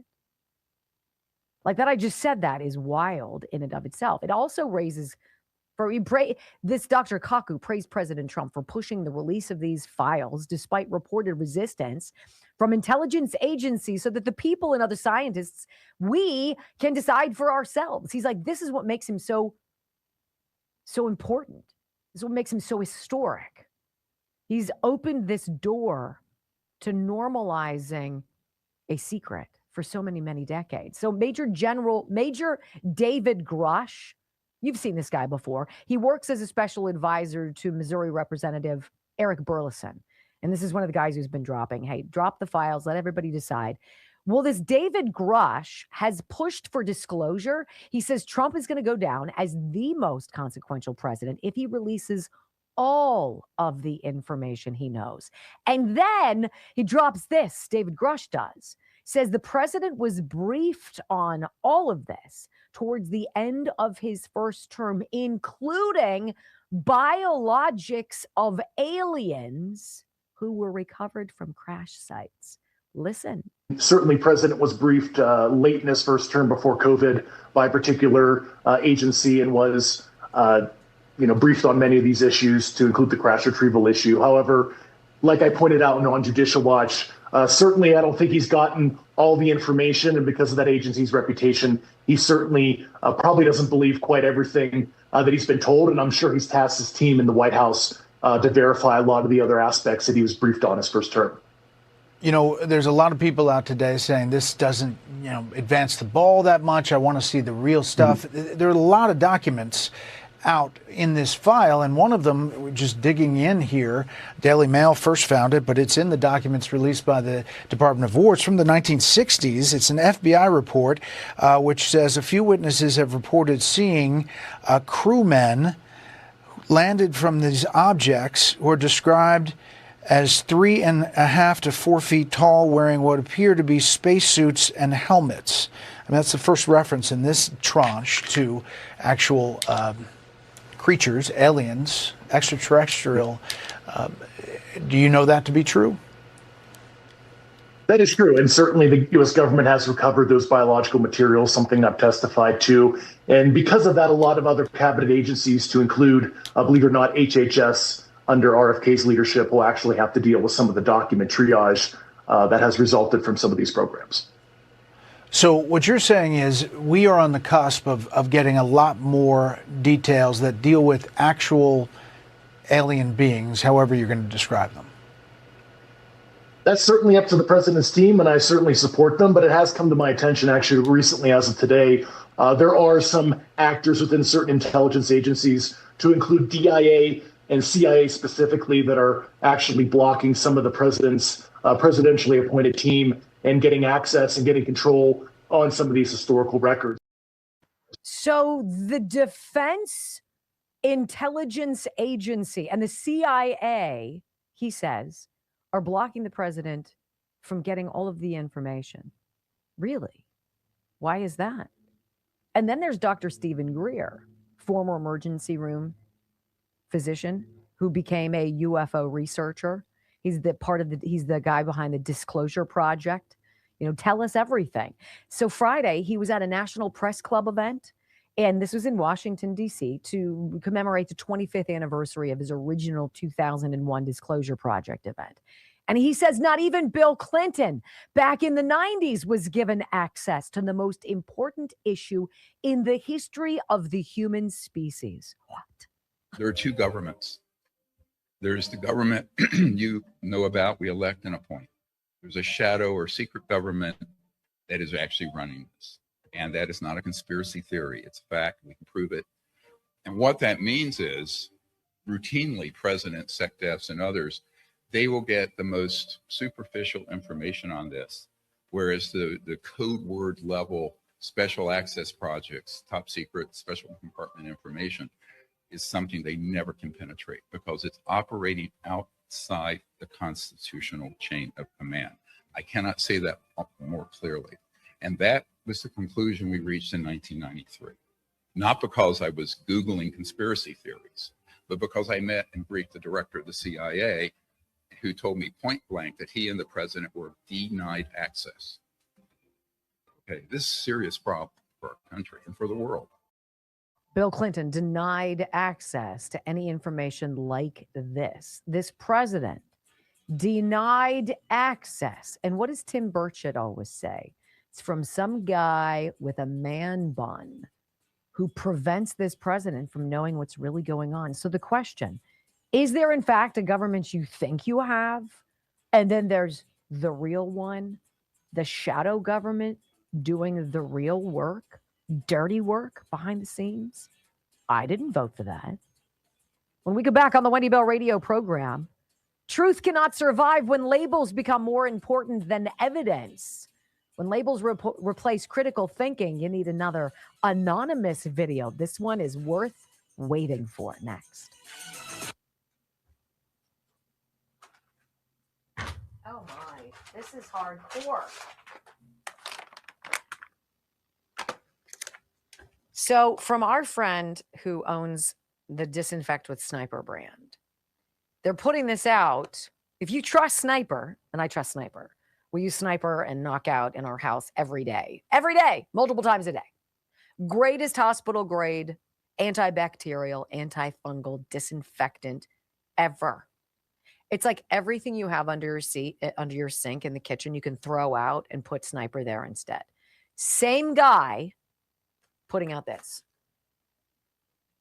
Coast of Maine, organic and natural tomato, vegetable, and herb fertilizer. Look at that. Natural, organic. And then there's this.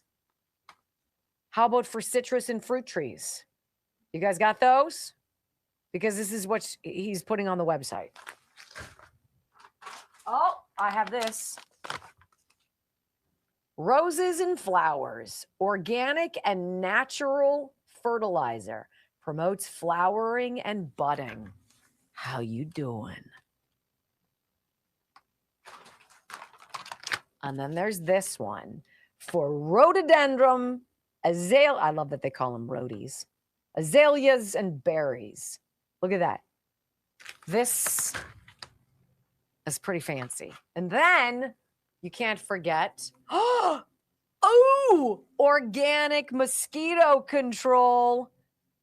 If you get eaten alive by mosquitoes like I do and 2 of my 5 sons, you can spray this all on you and around you safely. Protect yourself. Protect the space around you. This is amazing. Kills and repels mosquitoes. Advanced behavior modification formula. Nothing is safer. Nothing works better. Ready to use. Do not dilute. Shake bottle before. Right? Disinfectwithsniper.com. Disinfectwithsniper.com. I'm giddy. And he has on the site too with the soils that you can bundle, and you can buy them individually, but you can also bundle them together and save money that way. So check out the site, disinfectwithsniper.com. I'll keep these here for show and tell. Jeez. I'm telling you, you lugged in the bag. You know it's heavy. Disinfectwithsniper.com. What do those cost? Do you know? Those size bags are $25 a pop, but if you bundle, you can get the roses and the flowering ones and a thing of organic harmony for the flowers for $80. Wow. He's bundling, yeah. That sounds like a good deal. And same with the fruit. He bundles the fruit trees in the garden with a bottle of the harmony for $80. Our friend knows how to do business, and he's interested. He sought out this company. He did. He did, yeah. He wanted to deal with Coast of Maine. Yeah, coastal Maine. Coast of Maine. Okay. The breakfasts that we go together, he spent an entire breakfast talking about this company. What about him? How it's a smaller company, but he went and found them and loves their product. And he went on for half an hour about it. The thing I like about our friend who owns disinfectwithsniper.com is he would never do something for you or tell you to do something that he wouldn't do. It's just not his jam. He's not that interested in making that much money to screw you over.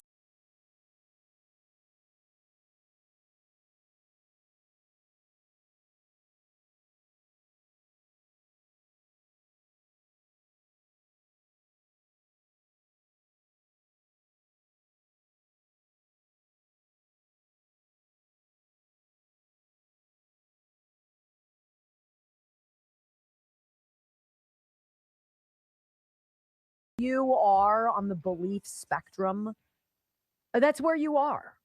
And I'm not trying to convince you or nudge you or push you somewhere that you don't want to go. But this stuff is coming out. Glenn Beck last week did a whole segment on time travel. It's all going to come out, you guys. All of the things that you and I grew up watching as movies weren't really movies. They weren't fantastical. It was happening. It feels like it, doesn't it? Time travel. Think about that. It's wild. And so you look at current day now, 2026. Today is May 11th.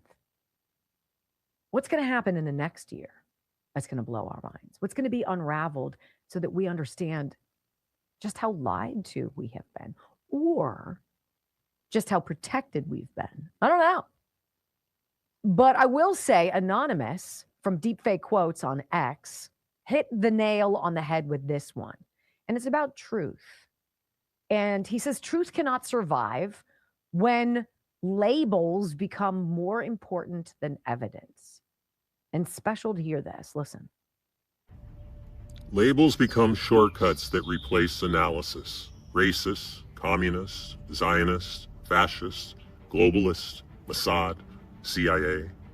Once people stop debating ideas and start assigning identities, critical thinking collapses. Because labels are emotionally efficient.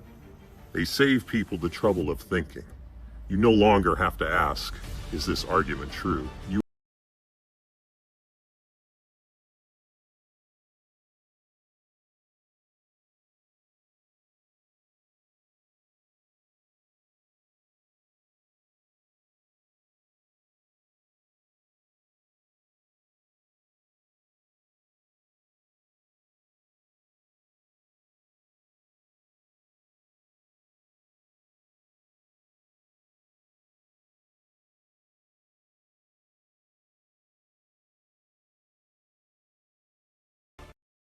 And it's so well said. I'm as guilty as the next person of labeling people. I think I have good reason to do it when I do it. Maybe that's me just being defensive. But if I call you a scumbag, it's because you're a scumbag. Nancy Pelosi's a scumbag. Eric Swalwell is a scumbag.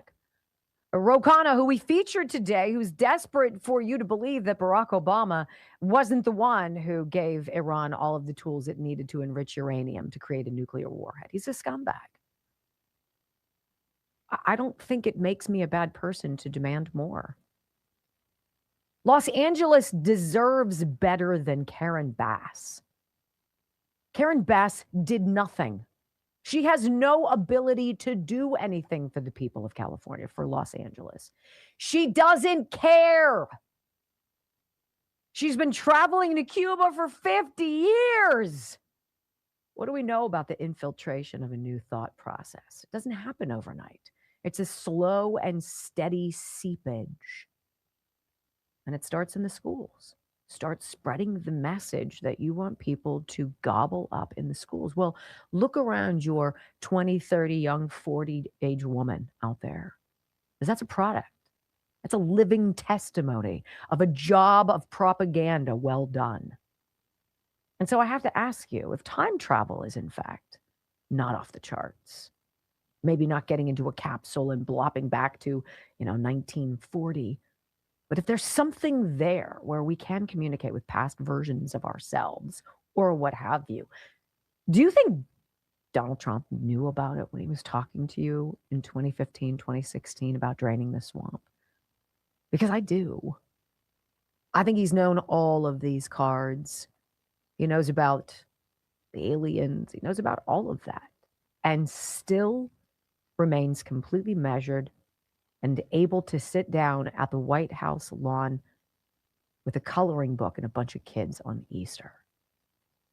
I voted for that. And it's time that America gets the government we deserve. It's time we have leaders who feel about this country the way we do and who aren't always coming to us to get more money. Period. Like I say, it's just not complicated.